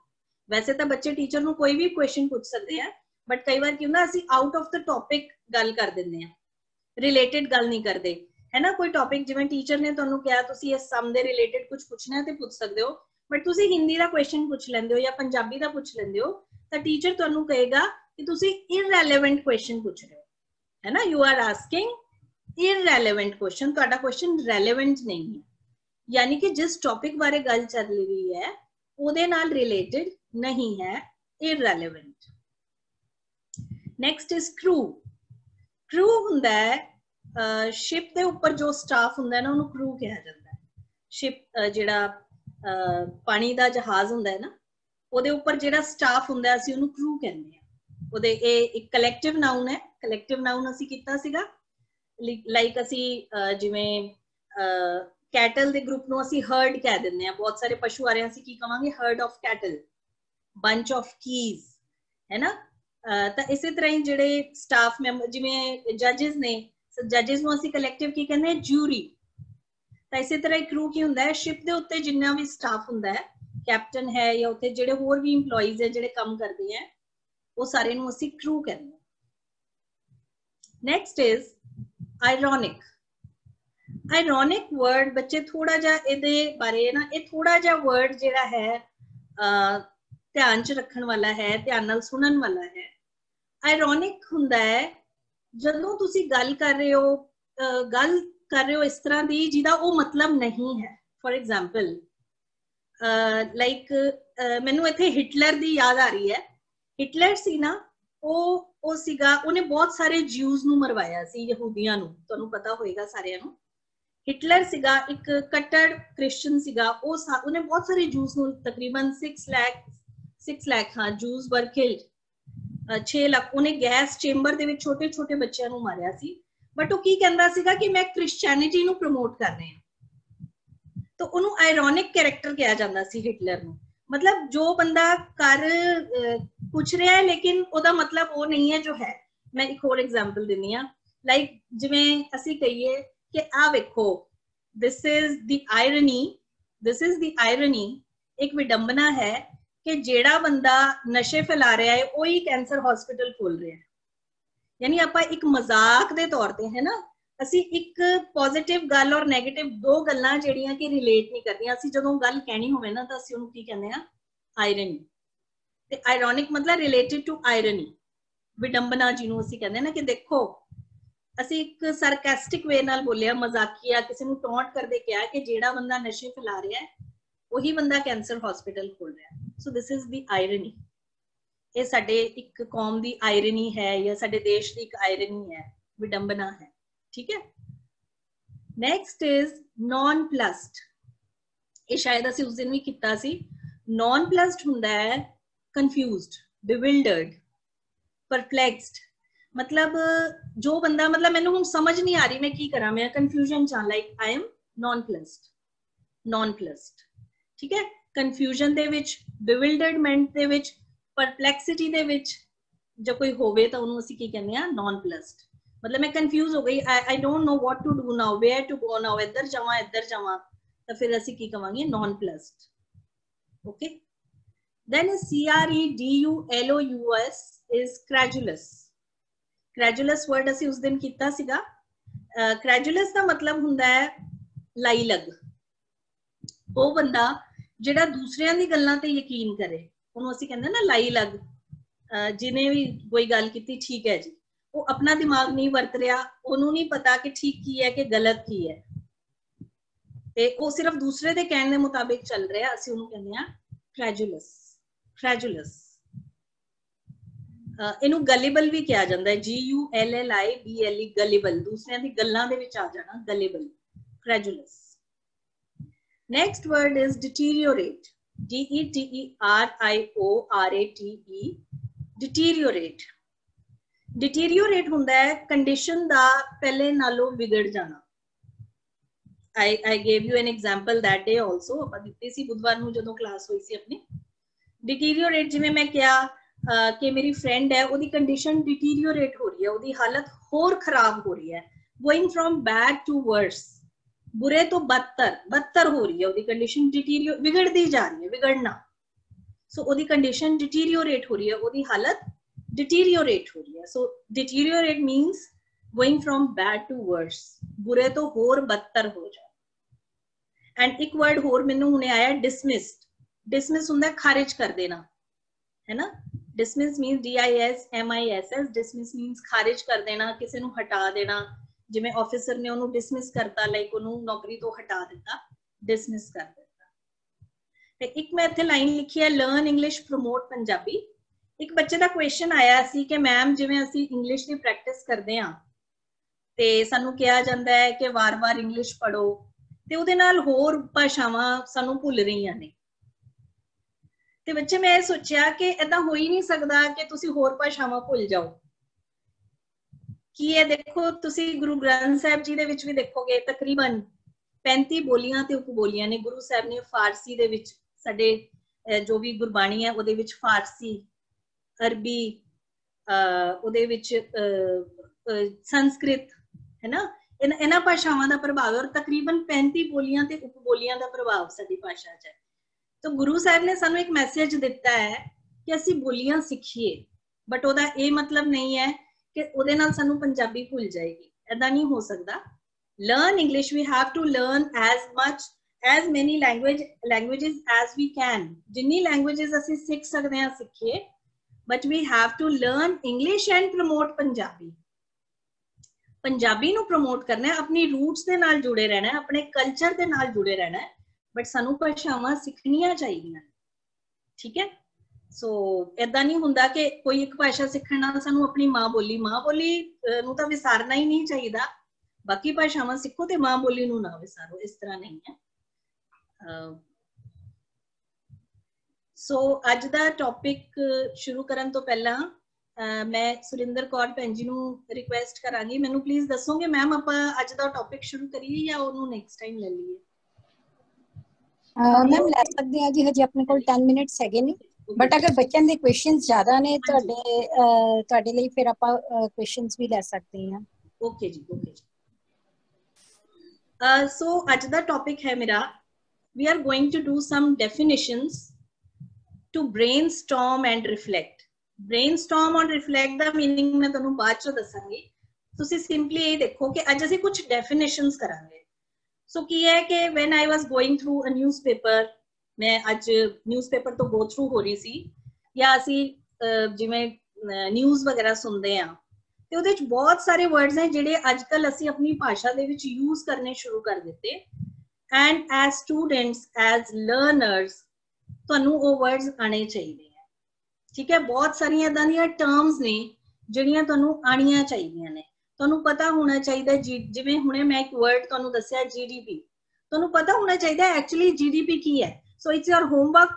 तुसी बच्चे, सारे बच्चे जीडीपी सर्च करना कि जीडीपी हुंदी की है, दे बारे तुसी की कर सकते हो, की मतलब लर्न कर सकते हो। ये जीडीपी की हुंदी है, तुहाडा अज दा होमवर्क है। जीडीपी की है ते इहदा की रोल हुंदा है। ठीक है। सो तुहानू पता होना चाहिए। सो इस तरह की कुछ definitions I have brought for you. Like first is brain drain. ये वर्ड बहुत यूज किया जाता है, आइल्स क्लासेस दे विच बच्चों नू दस्सिया जाता है। मतलब तुहानू ये टर्म पता होनी चाहिए है। जिवें तुहानू किसी ने कहा कि ब्रेन ड्रेन की प्रॉब्लम है, तुहानू पता होना चाहिए what is brain drain. Brain drain हुंदा है जदों किसी एक कंट्री दे प्रोफेशनल्स दूसरी कंट्री च मूव कर जाते हैं ताकि उन्होंने उत्थे वधिया जॉब्स मिलन, वधिया पैसा कमान, उन्होंने कहते हैं ब्रेन ड्रेन। फॉर एग्जाम्पल इत्थों दे कंप्यूटर प्रोफेशनल्स हैं इंडिया दे, वो ज्यादातर कैनेडा जा रहे हैं, अमेरिका जा रहे हैं, यूके जा रहे हैं। क्यों? ताकि उन्होंने उत्थे वधिया जॉब अपॉर्चुनिटीज मिलदियां ने। सो असीं की कहांगे, साडी कंट्री दा ब्रेन ड्रेन हो रहा है। ओके, ब्रेन ड्रेन हो रहा है। ड्रेन का मतलब नाली हुंदा, यानी वो ब्रेन जिहड़ा वग के दूसरे पासे जा रहा है। So actually brain drain is the movement of professionals from developing nation, जिहड़े विकासशील देश हैं उन्हां तो डेवलप्ड नेशन दे विच जदों प्रोफेशनल्स चले जाते हैं ताकि उन्हां नूं बेटर जॉब अपॉर्चुनिटीज मिलन, उन्होंने असीं की कहते हैं brain drain. So as students तुहानूं ये टर्म पता होनी चाहिए है, brain drain. Next word is brainstorming. ये वर्ड मैं पहले तुहानूं कहा सी ना, बाद चों दस्सांगी। ब्रेनस्टॉर्मिंग हुंदा है suggestion and discussion of ideas by the members of a group for the solution to a problem. For example, असी सारे मान लो एक क्लास दे विच बैठे हैं ते मैं तुहानू टॉपिक यही कहा कि बेटा जीडीपी की हुंदी है, तो तुसी सारे अपने अपने उस बारे डिस्कशन कर रहे हो, अपने विचार दे रहे हो, अपने सजेशन दे रहे हो, अपने व्यूज दे रहे हो, अपने आइडियाज दे रहे हो। इनू असी की कहते हैं ब्रेनस्टॉर्मिंग। हुण इत्थे तां मैं कल्ली गल कर रही है ना, जे मैं तुहानू कहां हाँ जी बेटा दसो ए की हुंदा, तुसी सारे अपने अपने व्यूज देने शुरू करते कि मैम इदां होना चाहिए, इदां होना चाहिए। उहनू असी की कहने आ ब्रेनस्टॉर्मिंग, दिमाग दी हनेरी है ना, जिवें असी कहने आ ज्ञान की आई आंधी। सो ब्रेनस्टॉर्मिंग हुंदा है जदों बहुत सारे आइडियाज इकट्ठे हो जाते हैं, बहुत सारे आइडियाज, असी उहनू ब्रेनस्टॉर्मिंग कहने आ। ते टीचर जिहड़े हैं, जिहड़े गुड टीचर्स हुंदे हैं, बेस्ट टीचर्स हुंदे हैं, की करदे हैं क्लास दे विच टॉपिक्स दिंदे हैं ते सारे बच्चों को उस टॉपिक के उत्ते बोलण दे बारे कहा जाता है, हर तरह के क्वेश्चंस एक्सेप्ट किए जाते हैं, ते इह टर्म नूं असीं की कहने आ brainstorming, brainstorming. Next is carbon footprints. ये term भी आजकल बहुत newspapers ਦੇ ਵਿੱਚ use ਹੋ ਰਹੀ है। Carbon footprints ਹੁੰਦਾ है कि ਅਸੀਂ ਜੋ ਕੰਮ ਕਰ ਰਹੇ ਹਾਂ ਉਹਦੇ ਨਾਲ ਕਿੰਨਾ ਕੁ ਅਸੀਂ ਕਾਰਬਨ ਡਾਈਆਕਸਾਈਡ এনवायरमेंट ਵਿੱਚ ਫੈਲਾ ਰਹੇ ਹਾਂ। ਜਿੰਨਾ ਕੁ ਅਸੀਂ ਕੋਈ ਕੰਮ ਕਰ ਰਹੇ ਹਾਂ, ਸਪੋਜ਼ ਮੈਂ ਏਸੀ ਖਰੀਦਿਆ ਹੈ ਤਾਂ ਮੇਰੇ ਏਸੀ ਖਰੀਦਣ ਦੇ ਨਾਲ এনवायरमेंट ਦੇ ਵਿੱਚ ਕਿੰਨਾ ਕੁ ਕਾਰਬਨ ਡਾਈਆਕਸਾਈਡ ਜਾ ਰਿਹਾ ਹੈ, ਕਿੰਨਾ ਕੁ ਨੁਕਸਾਨ ਪਹੁੰਚ ਰਿਹਾ ਹੈ। ਅਗਰ ਮੈਂ ਫ੍ਰਿਜ ਖਰੀਦਿਆ ਹੈ ਤਾਂ ਕੀ ਮੇਰੇ ਫ੍ਰਿਜ ਖਰੀਦਣ ਦੇ ਨਾਲ এনवायरमेंट ਨੂੰ ਕੋਈ ਨੁਕਸਾਨ ਪਹੁੰਚ ਰਿਹਾ ਹੈ? ਅਗਰ ਪਹੁੰਚ ਰਿਹਾ ਤਾਂ ਕਿੰਨਾ ਪਹੁੰਚ ਰਿਹਾ? ਜੇ ਮੈਂ ਗੱਡੀ ਲਈ ਹੈ ਤਾਂ ਗੱਡੀ ਦੇ ਨਾਲ এনवायरमेंट ਦੇ ਵਿੱਚ ਕਿੰਨਾ ਕੁ ਕਾਰਬਨ ਡਾਈਆਕਸਾਈਡ ਜਾ ਰਿਹਾ ਹੈ। ਕਾਰਬਨ ਡਾਈਆਕਸਾਈਡ ਗੈਸ ਤੁਹਾਨੂੰ ਪਤਾ ਹੈ ਨਾ, ਹਾਰਮਫੁਲ ਗੈਸ ਹੈ। ਸੋ ਉਹਦੀ ਮੈਜ਼ਰਮੈਂਟ ਕਿੰਨੀ ਕੁ ਜਾ ਰਹੀ ਹੈ, ਉਹਨੂੰ ਅਸੀਂ ਕਹਿੰਦੇ ਆ ਕਾਰਬਨ ਫੁੱਟਪ੍ਰਿੰਟਸ। ਯਾਨੀ ਕਿ ਤੁਸੀਂ ਕਿਤੇ ਤੁਰਦੇ ਹੋ ਤੇ ਉਹਦੀ ਛਾਪ ਛੱਡਦੇ ਜਾਂਦੇ ਹੋ ਨਾ, ਤਾਂ ਇਸੇ ਤਰ੍ਹਾਂ ਅਸੀਂ ਕੋਈ ਚੀਜ਼ ਬਾਏ ਕਰ ਰਹੇ ਹਾਂ ਤਾਂ ਉਹਦੇ ਨਾਲ ਸਾਡੀ এনवायरमेंट ਤੇ ਸਾਡੇ এনवायरमेंट ਨੂੰ ਅਸੀਂ ਕੀ ਕਵਾਂਗੇ, ਸਾਡੇ ਚਾਰੇ ਪਾਸੇ ਵਾਤਾਵਰਣ ਦੇ ਉੱਤੇ ਜਾਂ ਐਟਮੋਸਫੀਅਰ ਤੇ ਕੀ ਅਸਰ ਪੈ ਰਿਹਾ ਹੈ, ਉਹਨੂੰ ਅਸੀਂ ਕਹਿੰਦੇ ਆ carbon footprints. Carbon footprints, carbon ਦੀ ਅਸੀਂ ਕਿੰਨੀ ਕੁ ਛਾਪ ਛੱਡਦੇ ਜਾ ਰਹੇ ਹਾਂ, ਕਿੰਨਾ ਕਿ ਯੂਜ਼ ਕਰਦੇ ਹੋਏ ਉਹਦੀ ਛਾਪ ਛੱਡਦੇ ਜਾ ਰਹੇ ਹਾਂ, that is carbon footprints. Next is cloning. Cloning ਹੁੰਦਾ ਹੈ ਕਿਸੇ ਜਾਨਵਰ ਤੋਂ। ਇਹ ਬੱਚੇ ਸਾਇੰਸ ਵਾਲੇ ਬੱਚਿਆਂ ਨੂੰ ਇਹ ਟਰਮ ਪਤਾ ਹੋਏਗੀ, but it's a very interesting term. ਇਹ ਟਰਮ ਮੈਂ 1995-96 I think ਅੱਜ ਤੋਂ 25 ਕੁ ਸਾਲ ਪਹਿਲੇ ਸੁਣੀ ਸੀ, ਜਦੋਂ I think ਸਕਾਟਲੈਂਡ ਦੇ ਵਿੱਚ ਸਕਾਟਲੈਂਡ ਦੇ ਵਿੱਚ ਇੱਕ ਕਲੋਨਿੰਗ ਦੇ ਨਾਲ ਇੱਕ ਭੇਡ ਤਿਆਰ ਕੀਤੀ ਗਈ ਸੀ, ਸ਼ੀਪ, ਜਿਹਦਾ ਨਾਮ ਡੋਲੀ ਸੀ।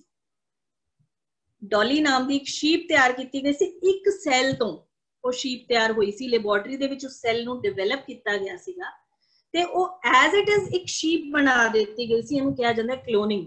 ਹਿਊਮਨ ਕਲੋਨਿੰਗ ਬੈਨ ਹੈ, ਤੁਸੀਂ ਇਨਸਾਨ ਦੀ ਕਾਪੀ ਨਹੀਂ ਬਣਾ ਸਕਦੇ, ਲੇਕਿਨ ਕਲੋਨਿੰਗ ਇੱਕ ਐਸੀ ਚੀਜ਼ ਹੈ ਜਿਹਦੇ ਨਾਲ ਤੁਸੀਂ ਕਿਸੇ ਜਾਨਵਰ ਜਾਂ ਕਿਸੇ ਪਲਾਂਟ ਦੇ ਇੱਕ ਸੈੱਲ ਤੋਂ ਉਹਦੀ ਐਗਜ਼ੈਕਟ ਕਾਪੀ ਬਣਾ ਸਕਦੇ ਹੋ ਲੈਬੋਰੇਟਰੀ ਦੇ ਵਿੱਚ। So production of an exact copy of an animal or a plant from its cell, ਉਹਦੇ ਸੈੱਲ ਤੋਂ। ਸੈੱਲ ਸਾਰੇ ਬੱਚਿਆਂ ਨੂੰ ਪਤਾ ਹੋਏਗਾ ਸੈੱਲ ਕੀ ਹੁੰਦਾ, ਸਾਡੀ ਬੋਡੀ ਸੈਲਸ ਤੋਂ ਬਣੀ ਹੋਈ ਹੈ। ਤਾਂ ਸੈਲਸ ਤੋਂ ਇੱਕ ਪੂਰਾ ਦਾ ਪੂਰਾ ਪਲਾਂਟ ਜਾਂ ਐਨੀਮਲ ਤਿਆਰ ਹੋ ਜਾਂਦਾ ਹੈ।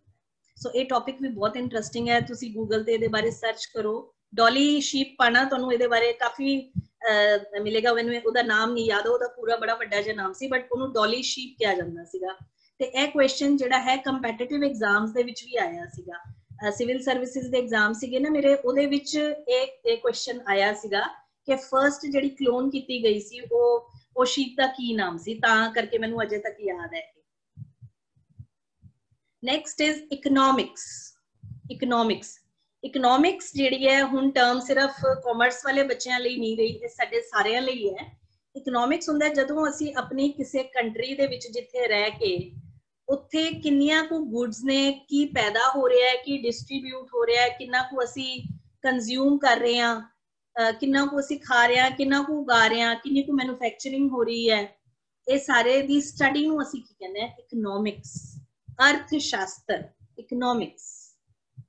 ਓਕੇ ਜੀ, so brain drain, brainstorming, carbon footprints, cloning and economics. थोड़ी जी टर्म्स होर करांगे। I think you will find them interesting. Boring नहीं लग रहा होएगा ਤੁਹਾਨੂੰ। E-commerce टर्म भी इस टाइम बहुत ज़्यादा यूज की जा रही है। E-commerce मतलब ਜਦੋਂ ਅਸੀਂ ਚੀਜ਼ਾਂ ਨੂੰ इंटरनेट ਦੇ थ्रू ਵੇਚਦੇ ਖਰੀਦਦੇ ਹਾਂ। कॉमर्स ਹੁੰਦਾ ਵਣਜ, है ना, ਵਣਜ, ਚੀਜ਼ਾਂ ਨੂੰ ਖਰੀਦਣਾ ਵੇਚਣਾ। सो E-commerce मतलब ਜਦੋਂ ਅਸੀਂ ਚੀਜ਼ਾਂ ਨੂੰ ਖਰੀਦ ਰਹੇ ਹਾਂ, ਵੇਚ ਰਹੇ ਹਾਂ। गुड्स एंड सर्विसेज भी, लाइक मैं कोई लेक्चर लेना है, मैं इंटरनेट के थ्रू वो लेक्चर ले रही हूँ, या मैं किसी तो कोई मैनू टीचर है वो टीच कर रहा है इंटरनेट के थ्रू, है ना, तो मैं उन्होंने ਉਹਦੇ ਲਈ पे कर रही हूँ। तो मैं की कर रही हूँ, एक ये किदा पार्ट है ई-कॉमर्स, यानी बिजनेस हो रहा है through internet. Next is etiquette. Etiquette ਹੁੰਦਾ ਹੈ ਸਾਡਾ ਮੈਨਰਿਜ਼ਮ, ਜਿਹੜਾ ਸਾਡਾ ਆਫਿਸਿਸ ਦੇ ਵਿੱਚ ਜਾਂ ਮੀਟਿੰਗਸ ਦੇ ਵਿੱਚ ਹੋਣਾ ਚਾਹੀਦਾ ਹੈ, ਉਹਨੂੰ ਅਸੀਂ ਕਹਿੰਦੇ ਆ ਐਟੀਕੇਟਸ, ਹੈ ਨਾ। ਆਫਿਸਿਸ ਦੇ ਵਿੱਚ ਹੈ, ਮੀਟਿੰਗਸ ਦੇ ਵਿੱਚ ਅਸੀਂ ਕੋਈ ਕਾਲ ਰਿਸੀਵ ਕਰ ਰਹੇ ਹਾਂ, ਫਾਰਮਲੀ ਅਸੀਂ ਗੱਲ ਕਰ ਰਹੇ ਹਾਂ, ਸੋ ਉਹਨੂੰ ਕਹਿੰਦੇ ਆ etiquette. Next is generation gap. ਇਹ ਵੀ ਤੁਸੀਂ ਜੇ ਅਗਰ ਕੁਝ ਬੱਚਿਆਂ ਨੇ ਲਗਾਈ ਹੋਏਗੀ ਟੀਨੇਜਰਸ ਦੇ ਉੱਪਰ, ਅੱਜ ਕੱਲ ਬੜੀਆਂ ਕਲਾਸਿਸ ਲੱਗ ਰਹੀਆਂ ਨੇ, ਐਡੋਲੈਸੈਂਟਸ ਦੇ ਉੱਪਰ ਕਲਾਸਿਸ ਲੱਗ ਰਹੀਆਂ ਨੇ, ਪੀਅਰ ਪ੍ਰੈਸ਼ਰ ਦੇ ਉੱਪਰ ਕਲਾਸਿਸ ਲੱਗ ਰਹੀਆਂ ਨੇ, ਤਾਂ ਉੱਥੇ ਇਹ ਟਰਮ ਯੂਜ਼ ਹੁੰਦੀ ਹੈ ਜਨਰੇਸ਼ਨ ਗੈਪ। ਜਨਰੇਸ਼ਨ ਗੈਪ ਹੁੰਦਾ ਹੈ ਇੱਕ ਤੇ ਦੂਸਰੀ ਜਨਰੇਸ਼ਨ ਦਾ ਆਪਸ ਦੇ ਵਿੱਚ ਵੈਲਿਊਜ਼ ਦਾ, ਉਹਨਾਂ ਦੇ ਐਥਿਕਸ ਦਾ, ਉਹਨਾਂ ਦੀਆਂ ਆਦਤਾਂ ਦਾ, ਉਹਨਾਂ ਦੇ ਐਟੀਟਿਊਡਸ ਦਾ ਗੈਪ ਹੈ ਨਾ। ਲਾਈਕ ਮੇਰੇ ਫਾਦਰ ਲਈ ਕੁਝ ਹੋਰ ਵੈਲਿਊ ਹੋ ਸਕਦੀ ਹੈ, ਤੇ ਜਦੋਂ ਸਾਡੇ ਵਿਚਾਰ ਨਹੀਂ ਮਿਲਦੇ, ਇੱਕ ਜਨਰੇਸ਼ਨ ਦੇ ਦੂਸਰੇ ਜਨਰੇਸ਼ਨ ਨਾਲ ਵਿਚਾਰ ਨਹੀਂ ਮਿਲਦੇ, ਜਿਵੇਂ ਕਿ ਅਸੀਂ ਕਹੀਏ ਕਿ ਮੇਰੇ ਫਾਦਰ ਕਹਿ ਰਹੇ ਸੀਗੇ ਕਿ ਪੜ੍ਹਾਉਣਾ ਨਹੀਂ ਚਾਹੀਦਾ ਕੁੜੀਆਂ ਨੂੰ, ਮੈਨੂੰ ਲੱਗਦਾ ਹੈ ਕਿ ਕੁੜੀਆਂ ਨੂੰ ਬਹੁਤ ਪੜ੍ਹਾਉਣਾ ਚਾਹੀਦਾ ਹੈ, ਜਾਂ ਜੋ ਵੀ ਹੈ, ਤਾਂ ਯਾਨੀ ਕਿ ਉਹਨਾਂ ਦੇ ਮੇਰੇ ਵੈਲਿਊਜ਼ ਦੇ ਵਿੱਚ ਫਰਕ ਆ ਗਿਆ ਹੈ ਨਾ। ਤਾਂ ਫਿਰ ਉਹਨੂੰ ਕੀ ਕਹਾਂਗੇ, ਜਨਰੇਸ਼ਨ ਗੈਪ। ਇੱਕ ਜਨਰੇਸ਼ਨ ਦਾ, ਇੱਕ ਪੀੜ੍ਹੀ ਦਾ ਦੂਸਰੀ ਪੀੜ੍ਹੀ ਨਾਲ ਜੋ ਵਿੱਚ ਗੈਪ ਹੁੰਦਾ, ਉਹਨੂੰ ਅਸੀਂ ਕੀ ਕਹਿੰਦੇ ਆ, generation gap. Next is globalisation. ਬੱਚੇ ਇਹ ਟਰਮ ਵੀ ਹੁਣ ਬਹੁਤ ਯੂਜ਼ ਹੋ ਰਹੀ ਹੈ। ਗਲੋਬਲਾਈਜੇਸ਼ਨ ਹੁੰਦਾ ਹੈ ਜਦੋਂ ਅਸੀਂ ਆਪਣੇ ਗੁੱਡਸ ਐਂਡ ਸਰਵਿਸਿਜ਼ ਆਪਣੀ ਕੰਟਰੀ ਤੱਕ ਸੀਮਿਤ ਨਹੀਂ ਰੱਖਦੇ, ਪੂਰੇ ਵਰਲਡ ਦੇ ਵਿੱਚ ਹੋ ਹੈ। ਹੁਣ ਤੁਹਾਨੂੰ ਤੁਸੀਂ ਅਮਰੀਕਾ ਤੋਂ ਕੁਝ ਮੰਗਵਾਉਣਾ ਹੋਵੇ, ਮੰਗਵਾ ਸਕਦੇ ਹੋ, ਅਮਰੀਕਾ 'ਚ ਬਿਜ਼ਨਸ ਸਟਾਰਟ ਕਰਨਾ ਹੋਵੇ, ਕਰ ਸਕਦੇ ਹਾਂ। ਕਿੰਨੀਆਂ MNCs ਹੈ ਜਿਹੜੀ ਇੱਕ ਕੰਟਰੀ ਤੱਕ ਲਿਮਿਟਡ ਨਹੀਂ ਹੈ, ਹਰ ਕੰਟਰੀ ਦੇ ਵਿੱਚ, ਜਿਵੇਂ ਅਸੀਂ ਕਹੀਏ ਗੱਡੀਆਂ ਦਾ ਕਾਰੋਬਾਰ ਇੱਕ ਕੰਟਰੀ ਤੱਕ ਸੀਮਿਤ ਨਹੀਂ ਹੈ, ਬਹੁਤ ਸਾਰੀ ਕੰਟਰੀ ਤੱਕ ਪਹੁੰਚ ਗਿਆ ਹੈ ਨਾ। ਸੋ ਉਹ ਬੈਰੀਅਰਸ ਹਟ ਗਈਆਂ ਨੇ, ਉਹ ਰੁਕਾਵਟਾਂ ਹਟ ਗਈਆਂ ਨੇ। ਹੁਣ ਬਿਜ਼ਨਸ ਕਰਨਾ ਸਿਰਫ ਇੱਕ ਕੰਟਰੀ ਦਾ ਕੰਮ ਨਹੀਂ ਰਿਹਾ, ਉਹ ਆਪਣਾ ਬਿਜ਼ਨਸ ਬਹੁਤ ਸਾਰੀ ਕੰਟਰੀਜ਼ ਦੇ ਵਿੱਚ ਕਰ ਸਕਦੀ ਹੈ। ਇਹ ਨਹੀਂ ਹੈ ਕਿ ਅਸੀਂ ਇੱਕ ਸਿਟੀ ਤੱਕ ਹੀ ਰਹਿ ਗਏ ਹਾਂ, ਅਸੀਂ ਪੂਰੇ ਗਲੋਬ, ਇਹ ਗਲੋਬ ਤੋਂ ਇਹ ਵਰਡ ਬਣਿਆ ਗਲੋਬਲਾਈਜੇਸ਼ਨ, ਕਿ ਸਾਰੀ ਇਕੋਨਮੀਜ਼ ਇੱਕੋ ਹੀ ਹੋ ਗਈਆਂ ਨੇ। ਅਗਰ ਕੋਈ ਬਿਜ਼ਨਸ ਇੱਥੇ ਚੱਲ ਰਿਹਾ, ਇੱਕ ਲਾਈਕ ਕਾਰ ਹੈ, ਸੋ ਮਾਰੂਤੀ ਹੈ, ਮਾਰੂਤੀ ਇੱਥੇ, ਸੁਜ਼ੂਕੀ ਮੋਟਰਸ ਹੈ, ਸੁਜ਼ੂਕੀ ਮੋਟਰਸ ਜਾਪਾਨ 'ਚ ਵੀ ਹੈ, ਸੁਜ਼ੂਕੀ ਮੋਟਰਸ ਇੰਡੀਆ ਵਿੱਚ ਵੀ ਹੈ, ਉਹ ਹੋਰ ਕੰਟਰੀਜ਼ ਦੇ ਵਿੱਚ ਵੀ ਹੈ ਨਾ। ਤਾਂ ਫਿਰ ਇਹ ਕੀ ਹੈ, ਗਲੋਬਲਾਈਜੇਸ਼ਨ ਹੋ ਗਈ ਹੈ। ਇਹ ਜਿਹੜਾ ਮੂਵਮੈਂਟ ਆਫ ਪ੍ਰੋਡਕਟਸ, ਤੁਸੀਂ ਬਾਹਰੋਂ ਕੁਝ ਵੀ ਚੀਜ਼ ਈਜ਼ੀਲੀ ਮੰਗਵਾ ਸਕਦੇ ਹੋ। ਬਾਹਰ ਦੇ, ਹੁਣ ਜਿਵੇਂ ਤੁਸੀਂ ਹੁਣ ਸੁਣਿਆ ਹੋਏਗਾ ਕਿ ਬਾਹਰ ਦੇ ਲੋਕ ਇੱਥੋਂ ਲੈਕਚਰਸ ਲੈ ਰਹੇ ਹੈ ਜਾਂ ਉੱਥੋਂ ਲੈਕਚਰਸ ਦੇ ਰਹੇ ਹੈ, ਜਾਂ ਮੇਰੀ ਗੱਲ ਕੋਈ ਹੋ ਸਕਦਾ ਹੈ ਇੱਥੋਂ UK ਵਿੱਚ ਬੈਠਾ ਹੋਇਆ ਕੋਈ ਸੁਣ ਰਿਹਾ ਹੋਵੇ, ਹੈ ਨਾ। ਸੋ ਮੈਂ ਆਪਣੀ ਚੀਜ਼ ਦੂਸਰੇ ਤੱਕ ਪਹੁੰਚਾ, ਇਹ ਤਾਂ ਚਲੋ ਅਸੀਂ ਕਲਾਸ ਲਗਾ ਰਹੇ ਹਾਂ, ਤੇ ਇਹਦੇ ਥਰੂ ਹੋ ਸਕਦਾ ਹੈ ਮੈਂ ਲੈਕਚਰ ਬਾਹਰ ਵੀ ਦੇਣਾ ਹੋਵੇ, ਤਾਂ ਉਹ ਸਰਵਿਸ ਹੈ ਮੈਂ ਆਪਣੀ ਬਾਹਰ ਤੱਕ ਵੀ ਦੇ ਰਹੀ ਹਾਂ। So this is called globalisation. And then is global warming. ਇਹ ਬੱਚਿਓ ਬੜੀ ਇੰਪੋਰਟੈਂਟ ਟਰਮ ਹੈ। ਇਹ ਟਰਮ ਇਨਵਾਇਰਨਮੈਂਟ ਦੇ ਸਟੂਡੈਂਟਸ ਹੈ ਜਾਂ ਸਾਰੇ ਸਟੂਡੈਂਟਸ ਲਈ ਇਹ ਟਰਮ ਪਤਾ ਹੋਣੀ ਜ਼ਰੂਰੀ ਹੈ। ਗਲੋਬਲ ਵਾਰਮਿੰਗ ਹੈ ਕਿ ਸਾਡੀ ਅਰਥ, ਸਾਡੀ ਧਰਤੀ ਗਰਮ ਹੋ ਰਹੀ ਹੈ, ਸਾਡੀ ਧਰਤੀ ਦਾ ਟੈਂਪਰੇਚਰ ਹੈ ਨਾ ਉਹ ਇਨਕਰੀਜ਼ ਹੋ ਰਿਹਾ ਹੈ ਡਿਊ ਟੂ ਆਰ ਮਿਸਟੇਕ, ਸਾਡੀ ਗਲਤੀਆਂ ਕਰਕੇ, ਸਾਡੇ ਕੰਮਾਂ ਕਰਕੇ, ਸਾਡੇ ਐਕਸ਼ਨਸ ਦੇ ਕਰਕੇ, ਠੀਕ ਹੈ ਨਾ। ਜਿਵੇਂ ਗਲੇਸ਼ੀਅਰਸ ਹੈ ਉਹ ਪਿਘਲ ਰਹੇ ਹੈ, ਔਰ ਜਿਹੜਾ ਸੀ ਲੈਵਲ ਹੈ ਉਹ ਉੱਪਰ ਆ ਰਿਹਾ ਹੈ, ਗਲੇਸ਼ੀਅਰ ਮਤਲਬ ਬਰਫ਼ ਦੇ ਪਹਾੜ ਹੈ ਉਹ ਪਿਘਲ ਰਹੇ ਹੈ, ਇੰਨੇ ਫਲੱਡਸ ਆ ਰਹੇ ਹੈ, ਅਰਥ ਦਾ ਟੈਂਪਰੇਚਰ ਵੱਧ ਗਿਆ। ਗਰਮੀਆਂ ਦੇ ਵਿੱਚ ਪਹਿਲੇ ਜਿੰਨਾ ਟੈਂਪਰੇਚਰ ਹੁੰਦਾ ਸੀ ਅੱਜ ਕੱਲ ਉਸ ਤੋਂ ਜ਼ਿਆਦਾ ਹੁੰਦਾ ਹੈ। ਸੋ ਅਰਥ ਦੇ ਔਸਤ ਤਾਪਮਾਨ, ਐਵਰੇਜ ਟੈਂਪਰੇਚਰ ਦੇ ਵਿੱਚ ਜੋ ਇਨਕਰੀਜ਼ ਆ ਰਿਹਾ ਨਾ, ਉਹਨੂੰ ਕਹਿੰਦੇ ਆ global warming. Global warming. And I think the last one is human rights. Human rights ਹੁੰਦੇ ਆ ਮਨੁੱਖੀ ਅਧਿਕਾਰ, ਕਿ ਇੱਕ ਇਨਸਾਨ ਦੇ ਅਧਿਕਾਰ ਜੋ ਉਹਨੂੰ ਸਹੀ ਤਰੀਕੇ ਨਾਲ ਜੀਣ ਲਈ ਚਾਹੀਦੇ ਆ, ਉਹਨੂੰ ਅਸੀਂ ਕਹਿੰਦੇ ਹਾਂ, ਜਿਵੇਂ ਅਸੀਂ ਕਹਿੰਦੇ ਹਾਂ ਅਸੀਂ ਆਪਣੀ ਮਰਜ਼ੀ ਦੀ ਜਗ੍ਹਾ ਤੇ ਰਹਿ ਸਕਦੇ ਹਾਂ, ਮਰਜ਼ੀ ਦਾ ਖਾ ਸਕਦੇ ਹਾਂ, ਅਸੀਂ VOTING ਕਰ ਸਕਦੇ ਹਾਂ, ਤੁਸੀਂ ਸਾਨੂੰ ਇਹ ਨਹੀਂ ਕਹਿ ਸਕਦੇ ਕਿ ਇੱਥੇ ਨਾ ਬੈਠੋ ਜਾਂ ਇੱਥੇ ਨਾ ਜਾਓ, ਅਸੀਂ ਮਰਜ਼ੀ ਨਾਲ ਘੁੰਮ ਸਕਦੇ ਹਾਂ, ਕਿ ਸਾਡੇ ਕੀ ਬੇਸਿਕ ਰਾਈਟਸ ਨੇ, ਹੈ ਨਾ।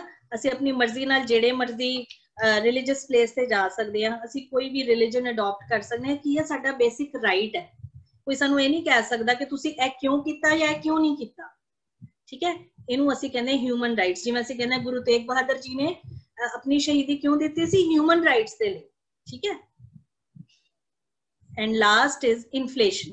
ਇਨਫਲੇਸ਼ਨ ਹੁੰਦਾ ਹੈ ਜਦੋਂ persistent increase in consumer prices, ਮਹਿੰਗਾਈ ਵੱਧਦੀ ਜਾ ਰਹੀ ਹੈ, ਤੁਹਾਡੀ ਕਰੰਸੀ ਦੀ ਕੀਮਤ ਘਟਦੀ ਜਾ ਰਹੀ ਹੈ, ਤੇ ਉਹਨੂੰ ਅਸੀਂ ਕਹਿੰਦੇ ਹਾਂ inflation.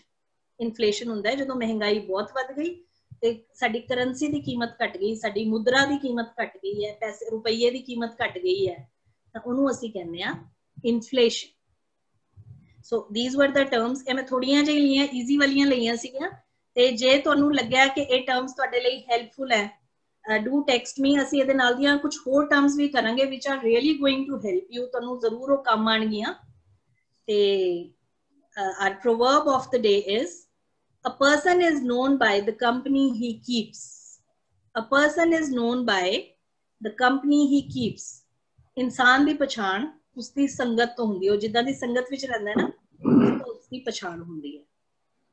So that's all for today। Thank you for having me with you। Waheguru ji ਕਾ ਖਾਲਸਾ, ਵਾਹਿਗੁਰੂ ਜੀ ਕੀ ਫਤਿਹ। ਵਾਹਿਗੁਰੂ ਜੀ ਕਾ ਖਾਲਸਾ, ਵਾਹਿਗੁਰੂ ਜੀ ਕੀ ਫਤਿਹ। ਪ੍ਰਿੰਸੀਪਲ ਕੁਲਵੰਤ ਕੌਰ ਜੀ ਦਾ ਬਹੁਤ ਬਹੁਤ ਧੰਨਵਾਦ ਜੀ। ਤੇ ਮੈਡਮ ਆਪ ਹੀ ਦੇਖ ਲਓ ਤੁਸੀਂ ਜਿਹੜੇ ਬੱਚੇ ਤੁਹਾਡੇ ਨਾਲ ਸਵਾਲ ਜਵਾਬ ਹੈਗੇ ਨੇ। ਹਾਂਜੀ ਮੈਂ ਦੇਖ ਲੈਂਦੀ ਹਾਂ। ਹਾਂਜੀ ਮੈਂ ਇੱਥੋਂ ਲੈ ਲਵਾਂ। ਹਾਂਜੀ ਹਾਂਜੀ ਹਾਂਜੀ 16117 ਹੈਗੇ ਜ਼ੋਨ ਸ਼ੇਰਪੁਰ ਤੋਂ ਜਸਮੀਤ। ਵਾਹਿਗੁਰੂ ਜੀ ਕਾ ਖਾਲਸਾ, ਵਾਹਿਗੁਰੂ ਜੀ ਕੀ ਫਤਿਹ। ਵਾਹਿਗੁਰੂ ਜੀ ਕੀ ਫਤਿਹ ਬੇਟੇ। ਮੈਮ ਮੇਰਾ ਕੁਐਸਚਨ ਹੈ, ਬ੍ਰੇਨ ਐਂਡ ਡਰੇਨ ਦਾ ਮੀਨਿੰਗ ਕੀ ਹੈ? ਬੱਚੇ ਬ੍ਰੇਨ ਡਰੇਨ ਇਹ ਇੱਕੋ ਹੀ ਟਰਮ ਹੈ। ਬ੍ਰੇਨ ਡਰੇਨ ਹੁੰਦਾ ਹੈ ਜਦੋਂ ਸਾਡਾ ਬ੍ਰੇਨ ਡਰੇਨ ਹੋ ਕੇ ਦੂਸਰੇ ਪਾਸੇ ਚਲਾ ਗਿਆ। ਡਰੇਨ ਦਾ ਮਤਲਬ ਹੁੰਦਾ ਹੈ ਨਾ ਨਾਲੀ। ਡਰੇਨ ਦਾ ਮਤਲਬ ਕੀ ਹੁੰਦਾ? ਨਾਲੀ, ਹੈ ਨਾ। ਸਾਡਾ ਬ੍ਰੇਨ ਦੂਸਰੇ ਪਾਸੇ ਚਲਾ ਗਿਆ, ਮਤਲਬ ਵੀ ਅਸੀਂ ਆਪਣੀ ਕੰਟਰੀ ਨੂੰ ਛੱਡ ਕੇ ਕਿਸੇ ਹੋਰ ਕੰਟਰੀ ਵਿੱਚ ਚਲੇ ਗਏ, ਉੱਥੇ ਕੰਮ ਕਰਾਂਗੇ ਕਿਉਂਕਿ ਸਾਨੂੰ ਉੱਥੇ ਜ਼ਿਆਦਾ ਅੱਛੇ ਮੌਕੇ ਮਿਲ ਰਹੇ ਹੈ। ਤੇ ਜਦੋਂ ਏਦਾਂ ਹੋਣਾ ਸ਼ੁਰੂ ਹੋ ਜਾਏ ਤਾਂ ਅਸੀਂ ਕਵਾਂਗੇ ਕਿ ਸਾਡੀ ਕੰਟਰੀ ਦੇ ਵਿੱਚ ਬ੍ਰੇਨ ਡਰੇਨ ਹੋ ਰਿਹਾ। ਇੱਥੋਂ ਦਾ ਦਿਮਾਗ ਬਾਹਰ ਜਾ ਰਿਹਾ ਨਾ, ਇੱਥੋਂ ਦੇ ਜਿਹੜੇ ਦਿਮਾਗ ਵਾਲੇ ਲੋਕ ਹੈ, ਪ੍ਰੋਫੈਸ਼ਨਲਸ ਹੈ, ਉਹ ਬਾਹਰ ਜਾ ਰਹੇ ਹੈ ਨਾ। ਸਮਝ ਗਏ? ਵਾਹਿਗੁਰੂ ਜੀ ਕਾ ਖਾਲਸਾ, ਵਾਹਿਗੁਰੂ ਜੀ ਕੀ ਫਤਿਹ। ਰੁਪਿੰਦਰ ਕੌਰ। ਵਾਹਿਗੁਰੂ ਜੀ ਕਾ ਖਾਲਸਾ, ਵਾਹਿਗੁਰੂ ਜੀ ਕੀ ਫਤਿਹ ਜੀ। Ma'am good evening. Good evening. ਮੈਂ how are you? I am good. ਹਾਂਜੀ ਰੁਪਿੰਦਰ ਬੋਲੋ। What's the meaning of etiquette? ਦੁਬਾਰਾ ਬੋਲੋ। ਐਟੀਕੇਟ? ਹਾਂਜੀ ਬੱਚੇ ਐਟੀਕੇਟ ਹੁੰਦੇ ਮੈਨਰਸ, ਹੈ ਨਾ। ਬਟ ਅਸੀਂ ਐਟੀਕੇਟਸ ਜਿਵੇਂ ਅਸੀਂ ਕਹਿੰਦੇ ਆ, ਤੁਹਾਨੂੰ ਆਫਿਸ ਦੇ ਵਿੱਚ ਕਿਸ ਤਰ੍ਹਾਂ ਦੇ ਐਟੀਕੇਟਸ ਹੋਣੇ ਚਾਹੀਦੇ ਹੈ, ਤੁਸੀਂ ਜਦੋਂ ਫੋਨ ਤੇ ਗੱਲ ਕਰਦੇ ਹੋ ਤੁਹਾਡੇ ਕਿੱਦਾਂ ਦੇ ਐਟੀਕੇਟਸ ਹੋਣੇ ਚਾਹੀਦੇ ਹੈ, ਜ਼ੂਮ ਕਲਾਸ ਚੱਲ ਰਹੀ ਹੈ ਕਿੱਦਾਂ ਦੇ ਐਟੀਕੇਟਸ ਹੋਣੇ ਚਾਹੀਦੇ ਹੈ, ਠੀਕ ਹੈ। ਉਹ ਮੈਨਰਿਜ਼ਮ ਜਿਹੜਾ ਕਿ ਤੁਸੀਂ ਫਾਰਮਲੀ, ਲਾਈਕ ਮੈਂ ਤੇ ਐਗਜ਼ਾਮਪਲ ਦਿੰਦੀ ਹਾਂ ਕਿ ਜਦੋਂ ਹੁਣ ਕੀ ਹੁੰਦਾ, ਕਈ ਵਾਰ ਕਲਾਸ ਚੱਲ ਰਹੀ ਹੁੰਦੀ ਹੈ ਤੇ ਬੱਚੇ ਬੜੇ ਜਿਵੇਂ ਟੈਟਰਡ ਉਹਦੇ ਵਿੱਚ ਬੈਠੇ ਹੁੰਦੇ ਆ ਕਿ ਲਾਈਕ ਹੈਡ ਨਹੀਂ ਕਵਰ ਹੋਇਆ, ਜਾਂ ਉਹ ਲੇਟੇ ਹੋਏ ਹੈ, ਜਾਂ ਟੀਚਰ ਗੱਲ ਕਰ ਰਿਹਾ ਉਹ ਸੁਣ ਨਹੀਂ ਰਹੇ। ਸੋ ਅਸੀਂ ਕੀ ਕਵਾਂਗੇ, ਉਹਨਾਂ ਬੱਚਿਆਂ ਨੂੰ ਐਟੀਕੇਟਸ ਨਹੀਂ ਹੈ, ਉਹਨਾਂ ਨੂੰ ਜ਼ੂਮ ਕਲਾਸ ਐਟੀਕੇਟਸ ਦਾ ਨਹੀਂ ਪਤਾ। ਸਾਰੇ ਮੈਨਰਸ ਨੂੰ ਆਪਾਂ ਐਟੀਕੇਟ ਕਹਿ ਸਕਦੇ ਹਾਂ, ਜਿਹੜੇ ਅਸੀਂ ਮੈਨਰਸ ਨੂੰ ਹੀ ਕਹਿ ਸਕਦੇ ਹੋ ਤੁਸੀਂ ਐਟੀਕੇਟਸ। ਕਿਉਂਕਿ ਇਨਫਾਰਮਲ ਵਰਡ ਹੈ ਮੈਮ ਇਹ। ਨਾ ਬੱਚੇ ਫਾਰਮਲ ਹੈ। ਫਾਰਮਲੀ ਜਿਹੜੇ ਤੁਸੀਂ ਮੈਨਰਸ, ਹੁਣ ਜਿਵੇਂ ਅਸੀਂ ਘਰ ਬੈਠੇ ਹਾਂ, ਘਰ ਅਸੀਂ ਕੀ ਕਹਿੰਦੇ ਆ ਵੀ ਮੈਨਰਸ, ਲੇਕਿਨ ਅਸੀਂ ਆਫਿਸ ਦੇ ਵਿੱਚ ਉਹੀ ਮੈਨਰਸ ਨੂੰ ਕਹਿ ਦਿੰਦੇ ਆ ਐਟੀਕੇਟਸ। ਇਹ ਫਾਰਮਲ ਹੋ ਗਈ ਮੈਮ। ਹਾਂਜੀ ਬੇਟੇ ਫਾਰਮਲ ਦੋਨੋਂ ਹੀ ਫਾਰਮਲ ਹੈ, ਮੈਨਰਸ ਵੀ ਫਾਰਮਲ ਹੀ ਹੈ। Okay ma'am. ਹਾਂ ਮੈਮ ਇੱਕ ਹਾਂਜੀ ਬੋਲੋ ਰੁਪਿੰਦਰ। ਬੈਰੀਅਰ ਚ ਰੁਕਾਵਟ ਹੁੰਦੀ ਹੈ। ਬੈਰੀਅਰ, ਹਾਂ ਬੈਰੀਅਰ ਹੁੰਦੇ ਆ, ਰੁਕਾਵਟਾਂ। ਤੇ ਮੈਮ ਪ੍ਰੋਬਲਮਸ ਵੀ ਰੁਕਾਵਟ ਕਹਿ ਸਕਦੇ ਹਾਂ। ਸੇਮ ਪ੍ਰੋਬਲਮਸ ਵੀ ਰੁਕਾਵਟਾਂ ਹੁੰਦੀਆਂ। Okay ma'am. ਤੇ ਜਿਹੜੇ ਬੈਰੀਅਰਸ ਹੁੰਦੇ ਆ ਉਹ ਫਿਜ਼ੀਕਲ ਵੀ ਹੋ ਸਕਦੇ ਆ। ਬੈਰੀਅਰ ਜਿਹੜੇ ਹੈ ਨਾ, ਤੁਸੀਂ ਜਿਵੇਂ ਰੇਲਵੇ ਲਾਈਨ ਦੇ ਉੱਤੇ ਬੈਰੀਅਰ ਲੱਗੇ ਹੁੰਦੇ, ਯਾਨੀ ਉਹ ਬੈਰੀਅਰ ਰੁਕਾਵਟਾਂ ਤੁਹਾਡੀਆਂ ਉਹ ਵੀ ਹੋ ਸਕਦੀਆਂ ਨੇ ਤੇ ਦੂਸਰੀਆਂ ਵੀ ਹੋ ਸਕਦੀਆਂ ਨੇ ਬੈਰੀਅਰਸ, ਹੈ ਨਾ। ਰਸਤੇ ਦੇ ਵਿੱਚ ਉਹ ਜਿਹੜਾ ਉਹ ਹੈ ਰੇਲਵੇ ਲਾਈਨ ਕੋਲ ਬੈਰੀਅਰ ਲੱਗੇ ਹੋਏ ਸੀਗੇ, ਤਾਂ ਉਹਨੂੰ ਵੀ ਅਸੀਂ ਬੈਰੀਅਰ ਹੀ ਕਹਿੰਦੇ ਆ। Thank you ma'am. ਓਕੇ ਜੀ। ਹਾਂਜੀ ਪ੍ਰਭਪ੍ਰੀਤ ਕੌਰ। ਵਾਹਿਗੁਰੂ ਦਾ ਖਾਲਸਾ, ਵਾਹਿਗੁਰੂ ਜੀ ਕੀ ਵਾਹਿਗੁਰੂ ਜੀ ਕੀ ਫਤਿਹ। Ma'am good evening. Good evening ਬੱਚੇ। ਮੈਮ ਸਵਾਲ ਸੀ ਕਾਰਬਨ ਫੁੱਟਪ੍ਰਿੰਟਸ ਦਾ ਮੀਨਿੰਗ ਕੀ?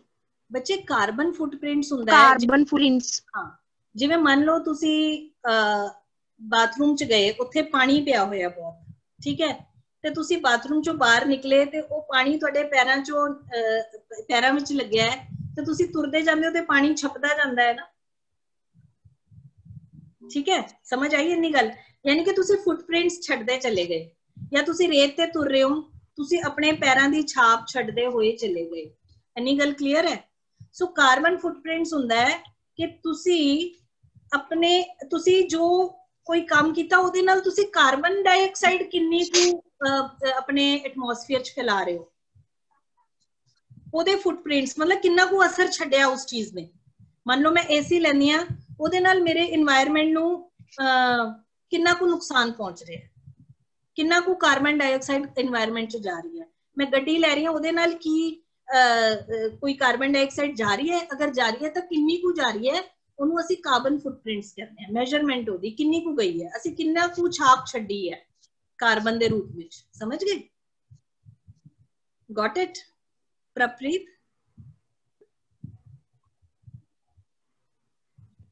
मैम ਹਾਂਜੀ ਹਾਂਜੀ फर्स्ट स्लाइड दोबारा शरायो।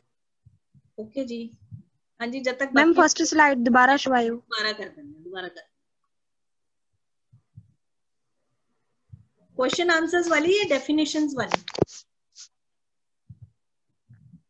मैम मैं डेफिनेशंस वाली भी। हाँ जी मैम वाहिगुरू जी का खालसा वाहिगुरू जी की फतेह। मैम इकोनॉमिक दा मीनिंग की हुंदा जी? बच्चे अर्थशास्त्र, इकोनॉमिक्स, अर्थशास्त्र।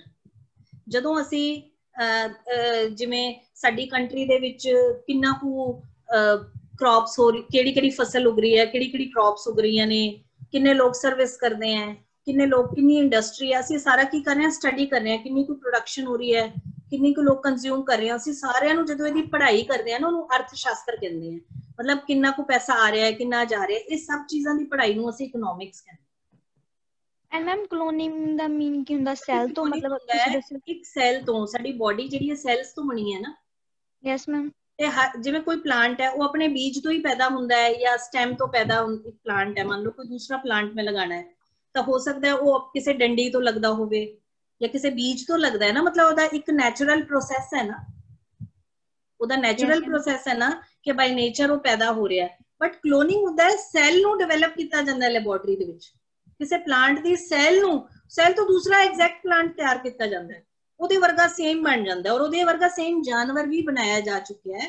ਜਿਵੇਂ ਜਿੱਦਾਂ ਮੈਂ ਤੁਹਾਨੂੰ ਐਗਜ਼ਾਮਪਲ ਦਿੱਤੀ, ਡੋਲੀ ਸ਼ੀਪ ਸੀ ਜਿਹੜੀ, ਉਹ ਇੱਕ ਸੈਲ ਤੋਂ ਬਣੀ ਹੋਈ ਸੀ, ਇੱਕ ਸ਼ੀਪ ਦੇ ਸੈਲ ਤੋਂ ਬਣੀ ਸੀ, ਨਾ ਕਿ ਉਹ ਜਿਹੜਾ ਪ੍ਰੋਸੈਸ ਹੁੰਦਾ ਹੈ ਜਿਸ ਤਰ੍ਹਾਂ ਐਨੀਮਲਸ ਬੱਚਿਆਂ ਨੂੰ ਜਨਮ ਦਿੰਦੇ ਆ ਉਸ ਤਰ੍ਹਾਂ ਨਹੀਂ, ਉਹਨੂੰ ਲੈਬੋਰਟਰੀ ਦੇ ਵਿੱਚ ਉਹਦੇ ਸੈਲ ਨੂੰ ਡਿਵੈਲਪ ਕੀਤਾ ਗਿਆ ਸੀ। ਸਮਝ ਰਹੇ ਹੋ?